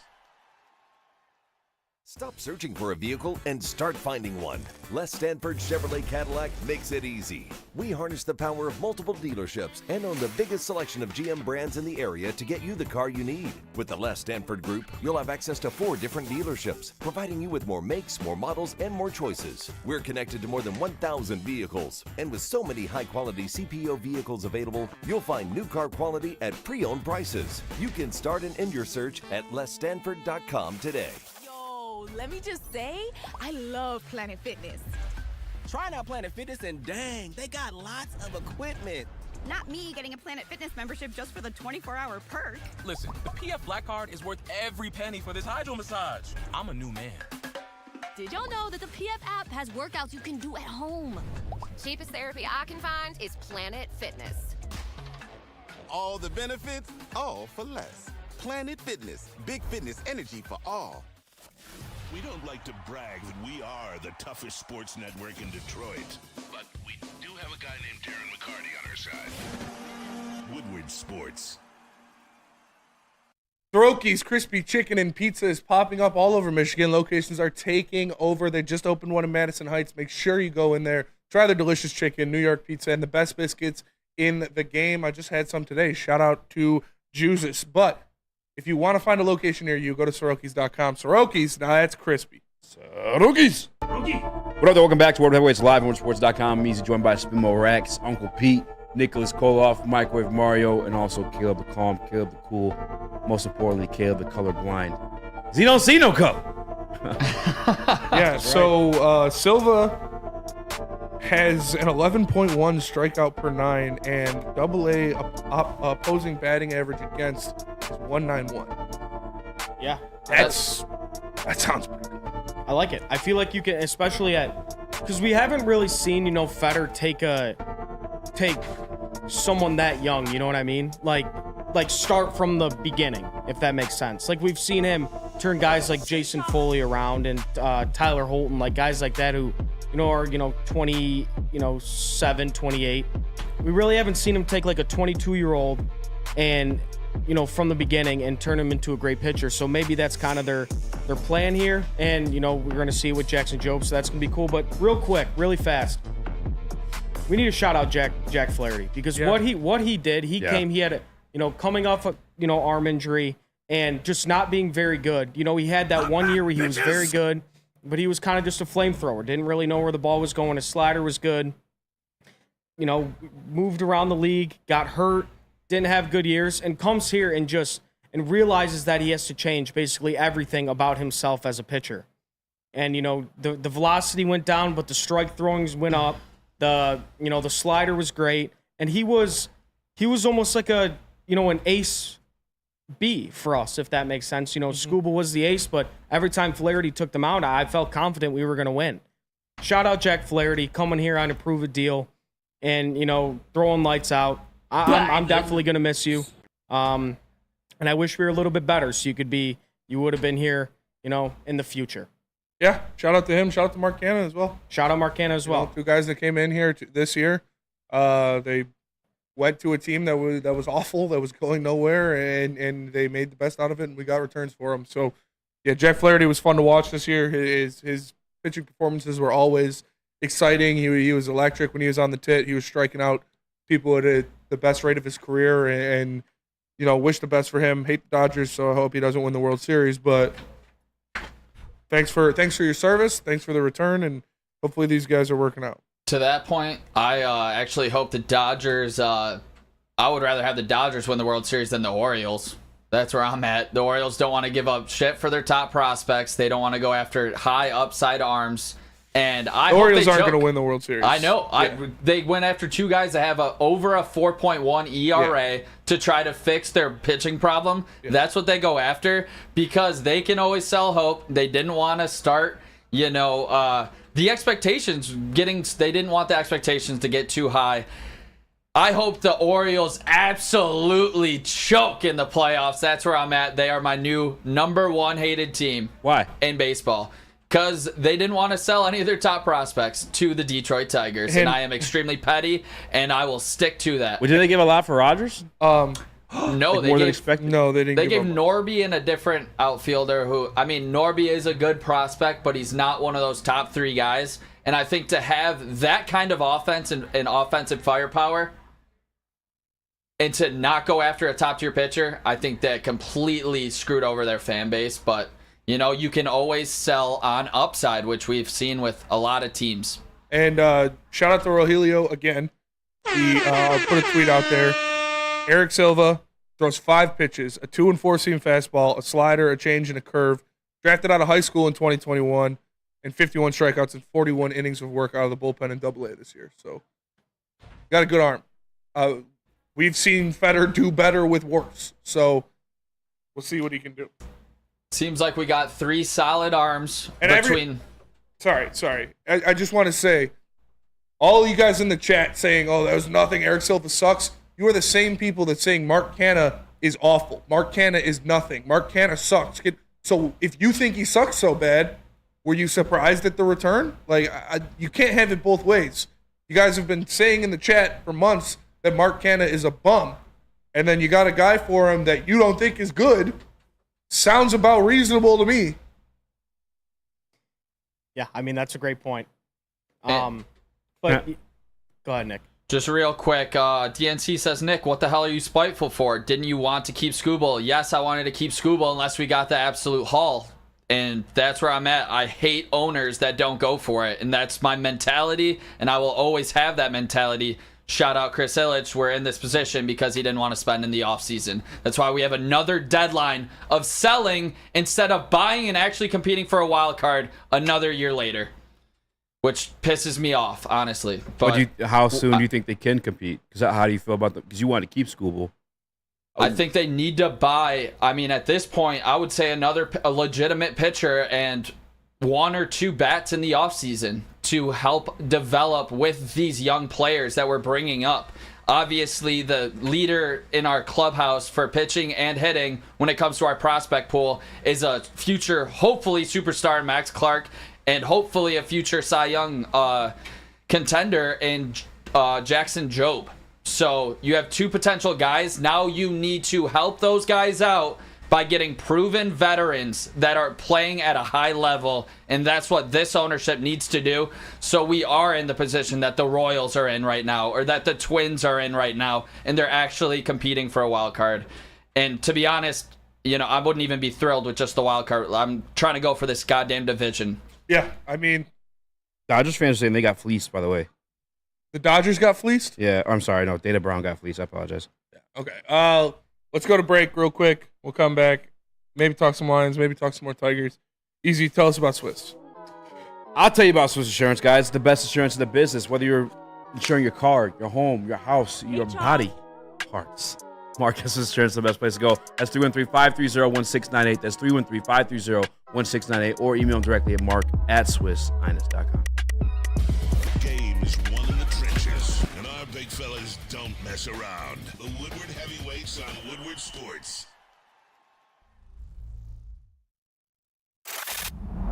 Love Woodward Sports? Love wearing clothes? Then you should be wearing Woodward Sports clothes. Check out our full line of merch at woodwardsports.com. Just click on shop. We have all your favorite designs, like Dan Campbell kneecaps, Woodward Golf, and of course, our own logoed out merchandise. Men, women, infants, kids all love Woodward Sports. Impress your friends. Impress your boss. Impress your dog. Buy Woodward Sports merch today. Walk into any Lady Jane's Haircuts for Men for an award-winning haircut experience from one of our talented stylists. Enjoy a precision haircut, hot lather neck shave, scalp and neck massage, and a hot towel treatment to top it off. Enter for your chance to win the $50,000 Perfect Bracket Challenge. With more than 25 Metro Detroit locations, there's always a Lady Jane's near you. Lady Jane's Haircut for Men, open 7 days a week. Walk in anytime. Lady Jane's, it's wicked awesome. The Ally Challenge presented by McLaren is back August 22nd through 25th at Warwick Hills and Grand Blanc. Be there for PGA Tour Champions Golf, Family Night, concerts, and more. Tickets start at just $15. Get yours at allychallenge.com today. Congratulations to the real Coach of the Year, Motor City Dan Campbell. Just put your head down and go to work. It's about to be fun, man. It's about to be fun. Woodward Sports. Join the best youth football league in Metro Detroit, the Boys and Girls Clubs of Southeastern Michigan's 3C Sports League. Offers youth ages 5 to 14 with 6 exciting teams to choose from in Detroit, Belleville, Highland Park, and East Point. All coaches are trained, certified, and undergo background checks. Register for football or cheer at bgcsm.org. Equipment, meals, and transportation all included for a chance to play for a championship at Ford Field for just $175 per child. Put the youth back in youth sports with BGCSM 3C Sports. Gentlemen. What up, though? Welcome back to Woodward Heavyweights Live on WoodSports.com. I'm Eazy, joined by Spin Rex. What up, though? Uncle Skeet, Nicholas Koloff, a.k.a. Microwave Mario, and Caleb, a colorblind. Caleb, we got Nick's opinion on it and how far or how long the Tigers are able to compete. Where are you at with this? It's all dependent on Chris Ilitch spending money. Yep. I mean, because with what you have right now, in, your surefires, your Colt Keith, your Riley Greens, your Tarek Skubals. That's winning you the amount of games you're winning right now, which is, around 75 to 80. So yeah, it really depends on when Chris Ilitch decides to open up his pocket, or his wallet. I think I'm hoping that Scott Harris can convince him that, hey, look, Colt Keith's a ball player, Riley Green's a ball player. We need some players to, put around them, in free agency. But that's what I think. I think it's fully dependent on when we start spending money, because I can't tell you the last time I've seen a team win with just, the farm system. The Rays did it, but they never won a World Series doing it. So we'll see. Easy. This is what brother of former Tiger legend Justin Verlander had to say. This is Ben Verlander on the trade deadline. Hang on, bro. Hang on, dude. Brutal deadline for Scott Harris and the Tigers, in my opinion. Feels like they played themselves out of better deals and realized last second they had to get something. Where are you at with that, Spencer? I mean, Ben Verlander talks a lot of shit on Twitter for sure. Like, he does. I trust Scott Harris and his evaluation more than Ben Verlander's, personally. I don't think anybody would disagree with that. So we'll see what happens. But he talks a lot of shit. So yeah, I mean, like you said, there's that one account on Twitter that evaluates these type of trades, and they had the Tigers winning. But again, if you thought you were going to get MVP for 2 months of Jack Flaherty, I'm just more surprised that the trade Skubal camp isn't, I guess, burning couches, not like an MSU fashion, a celebratory fashion, but just pissing in the streets and being pissed off about it, like, because they were heavy on that. I mean, you did the show with Neil, who was campaigning that for the longest. Yeah, and Travis Sawchik, he's an MLB writer for The Score. 0 top 100 prospects of Baseball America were traded. So, Flaherty is injury prone. Chris Fetter really helped him this year. You get him for 2 months. This little Chris. What did you think you were going to get for him? Maybe a little bit better than this, but I don't think return is something to riot over. Like, maybe you would have got a little bit better of a return than this, but I don't think you should have been expecting this haul for Jack Flaherty. There were no top 100 Baseball America prospects traded on the deadline. Yeah, if you're exactly right. Like, if it's okay, I guess, to be a little bit frustrated, just looking at the other trades that went down and what we got for Flaherty, but the circumstances with Flaherty are a little bit different because of the back, because he's a rental.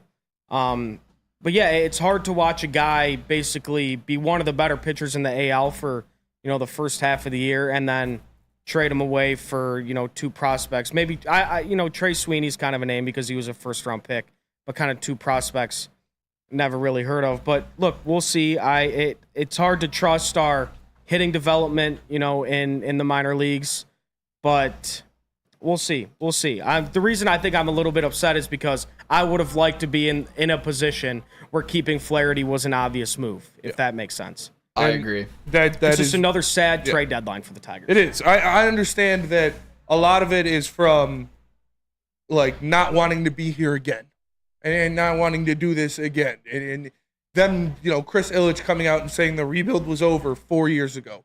But unfortunately, that's not what happened. That's not how it worked. That's how the cookie crumbles, is you're stuck in this situation because they refused to pay legitimate players, refused to pay impact bats.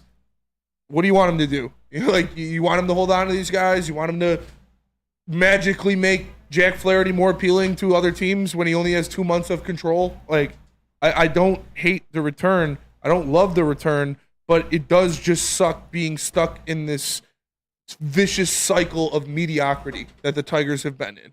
Yeah, and I don't think it changes until Chris does open up that checkbook, to be quite honest, because we've seen in the past, you bring up so many young prospects at the same time, they need actual veteran leadership around them. Like, they do need that. Like, that is a fact. Like, that's what you need to be able to develop it. But just taking a look inside Scott Harris's brain a little bit here. Last year, or right now, Hao Yu Lee in his minor league career, who we got for Michael Lorenzen last season, 372 on base percentage. In Liriano, he has a 371 on base percentage. And in Sweeney, he has a 353. So I think he's sticking to the guys where he says, control the strike zone, gets on base. This is a little bit of that small ball that we've kind of come to know when Scott Harris is going after a prospect. I know Kevin McGonigal does it extremely well. I know Max Clark does it extremely well. When it talks about walking and the strikeouts not getting too high, it's about getting on base. And driving in runs. Yeah. Max Clark, McGonigal, they both drive in runs at a very high rate. Adding Sweeney, he drives in runs at a pretty high rate. And looking at Eric Silva, I can see this guy being the closer for the Tigers in the future. Damn. This is a guy who's a strikeout pitcher. He's got a lot of pitches, and he was coming out of the bullpen. I don't think this is a starting arm. I think that he's going to be a late bullpen type of arm for the Tigers. I have a question. And a guy that I thought you could move and maybe should move this trade deadline, and he's been raking too. 7 RBIs, baby. Spencer Torkelson. Is he coming up now? There's no market for Spencer Torkelson. No, the market's done. Trade deadline's done. I'm just saying, is he coming back up? Oh, I hope he rakes for probably a week. not. He just hit 2 home runs in one game. I hope he grand rakes slam for the a week, and I give him another No, go. I would not bring Spencer Torkelson back up to the MLB no matter what this year. Why? You keep him in AAA and you let him rake. That's what he needs right now. He doesn't need to come up to the MLB and strike out 40 times in 2 months. You keep him in AAA. You let him get his mind right. He's done this year. This year is kaput for Spencer Torkelson. He should not be back with the Tigers at all this year. I don't care if he hits 1,200 OPS for the rest of the year in AAA. You leave him down there. You let him rake. Give him a fresh start next year. Yeah, two guys I'm surprised we didn't trade. Number one is Andy Ibanez, because obviously playoff teams are going to be looking for guys that rake off a lefties. You got control with Ibanez, though. I think they like to see more out of him. Yeah, but the thing I think of, if this is the direction we're going in, when prospects are coming up, guys like Max Clark, obviously those are years, ahead, but with Jung too. But another guy is Matt Vierling. I tweeted it the other day. When I think of Matt Vierling, he's having an excellent year, and he's a utility guy. And a lot of teams are, need a guy like Matt Vierling. I'm going to give you guys some names and tell me if Matt Vierling beats them out in like a positional battle going into the future. We'll start with a guy like Justin Henry Malloy. Who would you rather have in your lineup? Malloy. Okay. Riley Green. Obviously Riley Green. Kerry Carpenter. Carter. Can he? Carpenter, if he's healthy and playing, for sure, but that's a question mark. So that's kind of the outfield. And I know I'm missing someone off the top of my head, but that's the outfield. Yeah. Parker Meadows. Parker Meadows as well. Who would you rather have? As of right now, Vierling. Jace Jung. Because that's the third base spot. Jace Young. Cole Keith, if they want to move, Cole Keith. So, is Vierling just a platoon guy? I think so. I think I don't hate holding on to Vierling. Really. I'm not mad that we didn't trade him, but I think his value is it's sky high right now. I think we could have got a pretty good haul for Matt Vierling this year. You think we could have got a better haul than we got for Canna? Yeah. Because Matt Vierling is 27 years old, and 27 years old, and he's a utility guy. He plays everywhere. Mark Canna is a utility guy, like he plays the corner outfield and first base, but he's not very good at either. Matt Vierling plays a pretty good center field, left field, third base. Yeah, that's the guy. I mean, obviously, I'd love to. I'm happy he's still on the team, but I think that's a great point, Caleb, and I think maybe he is just a super utility guy when it comes to Vierling that just maybe can't play shortstop, which that's actually what we need, to be honest. So I'm still confused what we're going to do at shortstop in the future. If it was me, I'd throw the bag at Adames in the offseason, just cut ties with Baez, but we all know it's not my money. I know that. God damn it. Don't stop telling me. But one thing I'm maybe not questioning, but Carson Kelly got traded to the Rangers, and so did Andrew Chafin. Would you maybe have liked to see those guys packaged together, or do you think that maybe it's just different timing? Yeah, I think it was different timing. They probably talked about Andrew Chafin later. I don't think it would change the haul that much if you packaged them. I think you would have got the same kind of thing. For sure. I just didn't know if you could. I mean, just thinking about it, if you package the two, then maybe get a higher upside prospect. Maybe, but I do like the two arms. They're doing They're doing well in the minors. But we do got to go to break. We'll be right back. Talk some Tigers, maybe talk some Lions. Tell us about Mark White. I'll tell you guys about Mark White. If you guys like to move next door to Steve Wild's mom because she's a freak, call up my guy Mark White because he can save you up to $5,000 in your closing costs right now. It's markwhitesells.com or call him directly at 248-290-8242. Again, it's 248-290-8242. It's markwhitesells.com. Thank you to the Detroit Lions and Sheila Ham for the best season in Lions history. Now it's time to let Brad Holmes cook. Woodward Sports. So just to get the heated steering wheel, I also had to spring for the bigger rims. Yeah, that's how they get you. Those upgrades will cost you an arm and a leg every time. Hey, new car crew, how'd it go this weekend? I got a great deal on mine. How? I went to Randy Wise, not those other guys. They got me in a great new ride, and they didn't break my budget. Hey, could you pass me the sugar? How? Never mind. He made the wise choice. Yep. Make the wise choice at randywisechevy.com.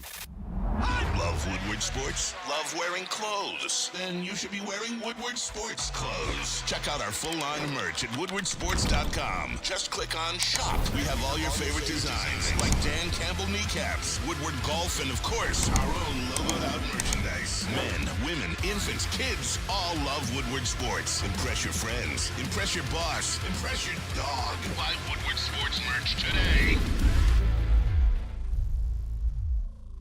Congratulations to the real Coach of the Year, Motor City Dan Campbell. Just put your head down and go to work. It's about to be fun, man. It's about to be fun. Woodward Sports. Yo, let me just say, I love Planet Fitness. Trying out Planet Fitness and dang, they got lots of equipment. Not me getting a Planet Fitness membership just for the 24-hour perk. Listen, the PF Black Card is worth every penny for this hydro massage. I'm a new man. Did y'all know that the PF app has workouts you can do at home? Cheapest therapy I can find is Planet Fitness. All the benefits, all for less. Planet Fitness, big fitness energy for all. The Ally Challenge presented by McLaren is back August 22nd through 25th at Warwick Hills and Grand Blanc. Be there for PGA Tour Champions Golf, Family Night, concerts, and more. Tickets start at just $15. Get yours at allychallenge.com today. Congratulations to the real Coach of the Year, Motor City Dan Campbell. Just put your head down and go to work. It's about to be fun, man. It's about to be fun. Woodward Sports. Happens when you run a great business for over 50 years. You expand and offer more products to more people. It's exactly what Les Stanford did by adding Les Stanford Buick GMC. The same great service that customers have come to know and trust. On Woodward Avenue, just south of 9 Mile. Check out Les Stanford in Dearborn today and find the branch you want at lesstanford.com. Les Stanford together. Let's drive. Let's ride. What up, though? Welcome back to World Heavyweights Live on WoodsportsCom. I'm Eazy, joined by Spimo Rex. Young Chris is not here. We have Uncles Pete in the building. And Nicholas Koloff. Caleb the colorblind. Because Chris isn't here, we did get some basketball news. Yeah, we did. There are rumors. Rumors circling around the interwebs that Jalen Duren is in cahoots with one Angel Reese. You know what? Let me hit that. And, I mean, Angel Reese might look like Sid the Sloth, but her body don't look like Sid the Sloth. He's got a dumper on her. But there are videos and there are pictures. I want it. They're for sure making a of the professional same location, a getaway perhaps, and we have a video here. Shows Angel Reese in an environment and a video that Jalen Duren takes in a similar environment. And there's another picture of Angel Reese where you see the exact background that Jalen Duren is filming right now. So somebody said, lot of rebounds there. Yeah, that is a lot of rebounds. There's a lot of rebounds. They would make super babies if they decided to go that route. Those babies would come out of the womb 6'3" with great post work. But, yeah, so that's that. I mean, I don't know what else. Good for you, Jalen Duren. Clap those cheeks, brother, because she's well built. I will say that. Definitely well built. Well built. A very fine young lady. She's gonna make a Charles Oakley. Dude, yeah. But I saw you guys talking about it in the chat, so we had to put it out there. You guys want to keep going Lions, or you keep going Tigers? Talk Lions. I mean, there's not much else to say here. If you are just joining us, and if you live under a rock, the Detroit Tigers had moved a couple pieces. They moved Mark Canha to the Giants for a pitching prospect. They moved Jack Flaherty to to the Dodgers for a couple infielders. And we'll see. We'll see what happens. Obviously, a prospect, so everybody can say how it sucks and we got fleeced and it's the worst return in the history of trades ever made. We just gave up 2 all-stars and we got nothing but bums. Like, that's what you could say, but they're prospects. They're prospects, so we don't know the return just yet. And he has a track record of developing one prospect, and it's Hao-Yu Lee, who we believe just got called up to AAA after being in High A last year. So, and that was for Michael Lorenzen, another 1-year deal that was signed last season, moved for Hao-Yu Lee. That's the track record I have right now of Scott Harris. Let's see if he can develop specifically this catcher into something special. And talking about a catcher, that's kind of where I have expectations the rest of the season. I want to see Justin Henry Malloy, Dylan Dingler, Wenzel Perez. Hopefully Riley Green comes back strong. It's just the young guys continuing to develop and knowing that they can be a part of the future. You need to know what you have. You need to know what you need to address in free agency. And I don't want to hear any more about bargain bin barrel deals going for Chris Ilitch. Bargain bin barrel, great white, whatever. Yeah. If Chris Ilitch is going to go cheap again, I'm done with the Tigers. That's where I'm at. You kept Scooble. Whoa. You got to go out and get some the real big players. White truth. The big white truth. And Dakota Mullet in the Woodward Sports Chat astutely puts Mark Canha is batting .231 with 7 homers. Far from an all-star. Yeah, that's what I'm saying. Everybody's been telling me these guys suck for the past couple months. Well, not Flaherty, but Mark Canha. And then you trade him and you don't get a top 10 prospect in the MLB in return. It's like, oh, well, Scott Harris doesn't know what he's doing. What did you think you were going to get from Mark Canha? Did you think you were going to get a top 100 prospect? I didn't. Did you think you were going to get a top 100 prospect for Flaherty? Maybe. But you could see why no top 100 prospects in Baseball America were traded at the deadline. This wasn't the blockbuster deadline that we've seen. The best person moved was Jazz Chisholm, and it wasn't even close. And they didn't even get a top 100 prospect. So, it's not the end of the world that you got rid of 2 expiring pieces for guys with potential. What did you think you were going to get, man? That's what I keep saying.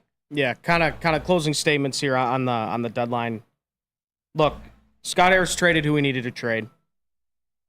I'm hoping that our farm system and our hitting development and our pitching development can get these guys up in the MLB where they can contribute. So because trading a guy of Jack Flaherty's caliber is tough to do, but I'm hopeful.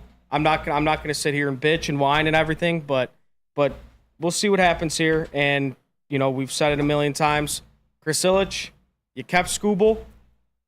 Here we go. Okay. Clock's ticking. Yeah. Clock's ticking.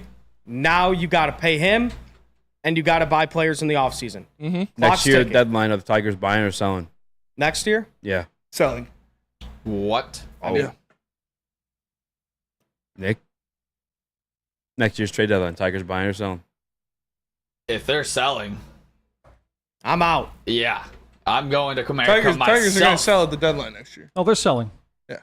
I'm going to say they're buying because I have to have faith in this organization, even though they've showed me nothing. So they'll be over 500 at the deadline next year. Yes. They're buying. There is no excuse in my brain that this team does not buy serious bats and is going to be a serious contender going into next season with Scooble, Olsen, Job, Manning, Mize as the top 5 starters. And we signed Flaherty back. Playing a little chess, Scott Harris. He's going to sign Flaherty back this offseason.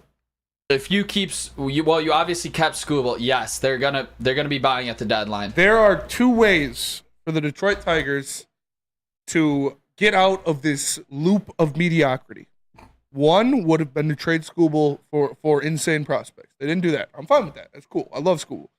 2 is to pay for serious MLB impact bats.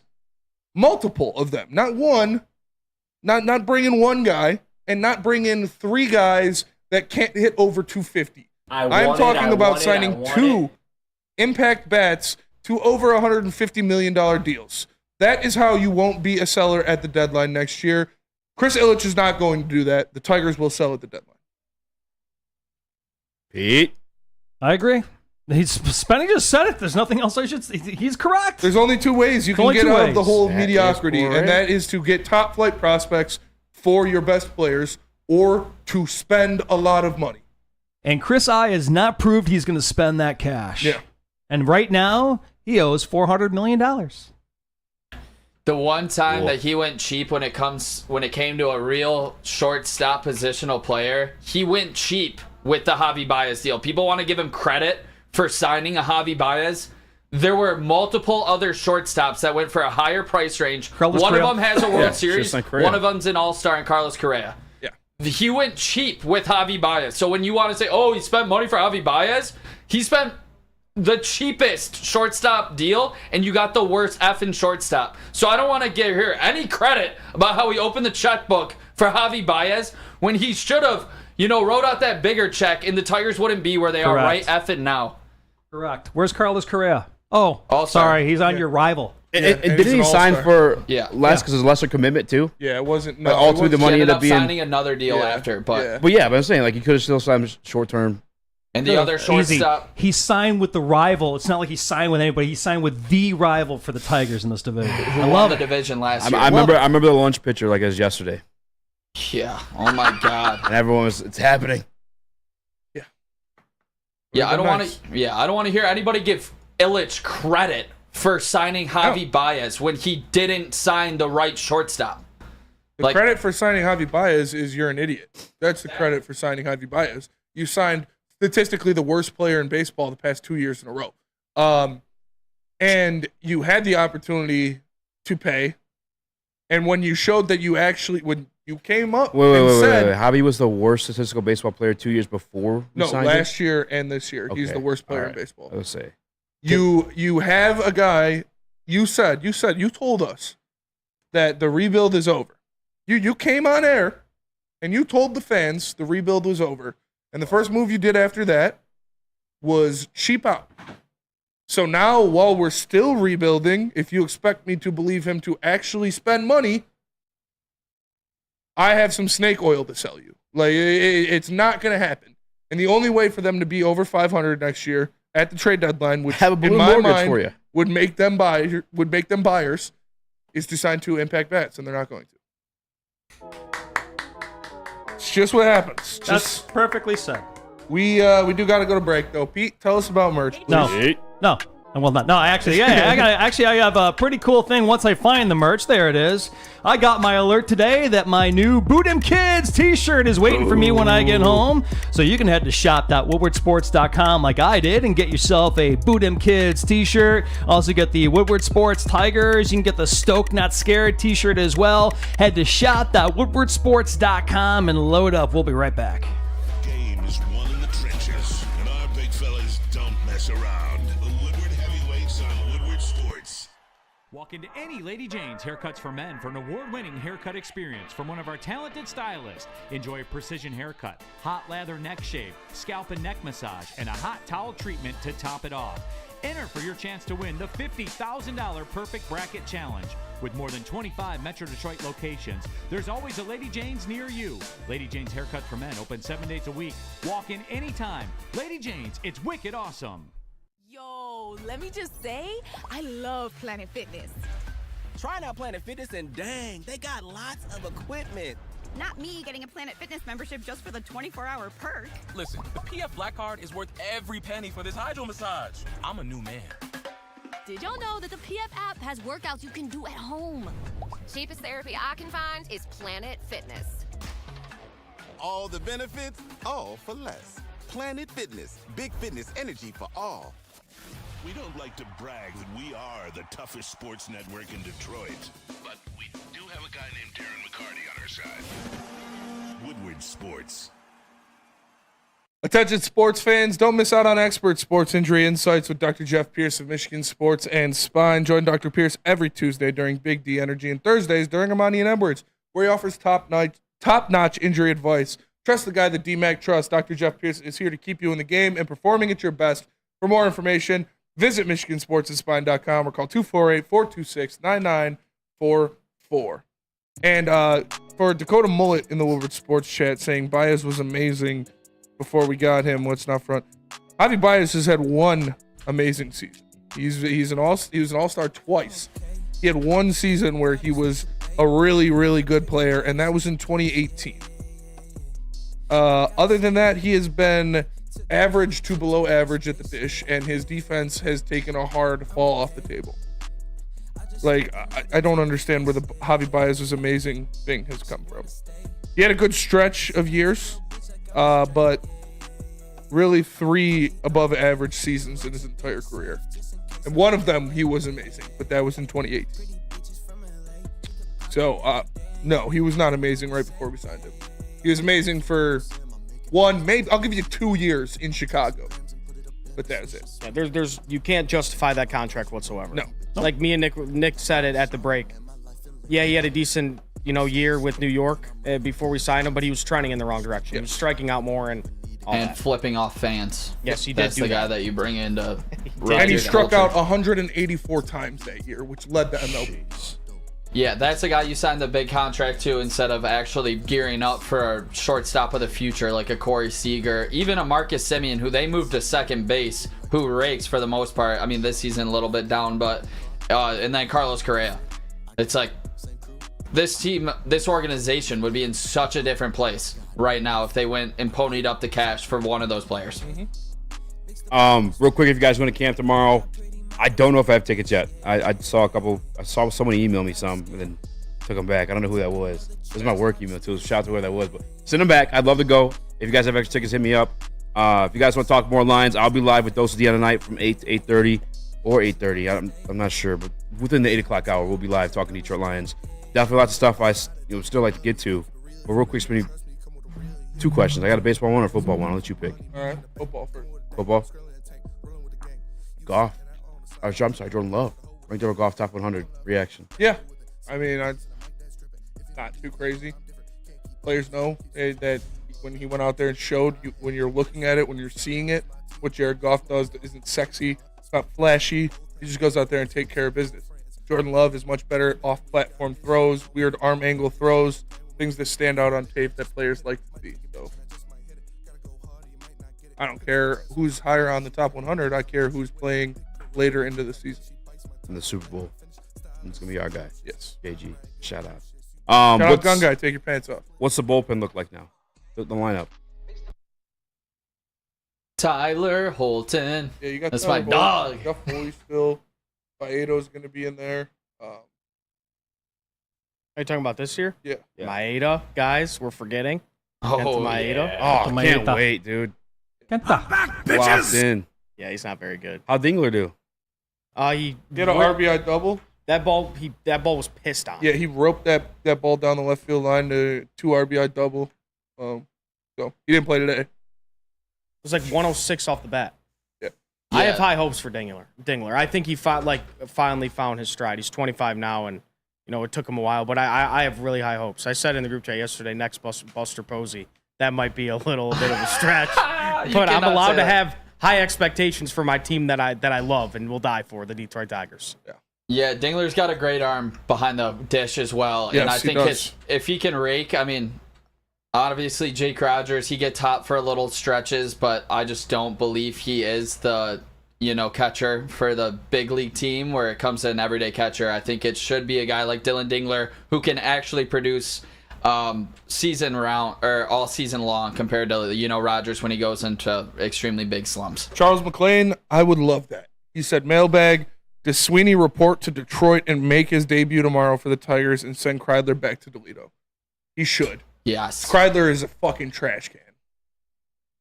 Like, dude has a worse OPS than Javi. You are trash. Like, well, yes, that should for sure happen.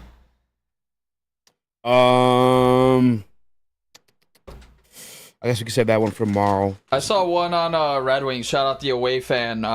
Sider and Raymond, short term or long term? How much do you think for each? I say you got to go long term. Long term, have to. Both of them. Have to. Pay them is whatever it takes. Pay them. They should both be in Detroit for 8 years plus. But that'll do it for us today. Appreciate you tapping into the Woodward Heavyweights. Appreciate Pete filling in for Chris. Hey, thanks, guys. Chris just does whatever he wants now. He's a loose cannon. For Eazy, for Nick, for Caleb, for Pete, I'm Spencer. We're the heavyweights. Catch you guys I'm on tomorrow. with Dose Down. Peace. Check it out.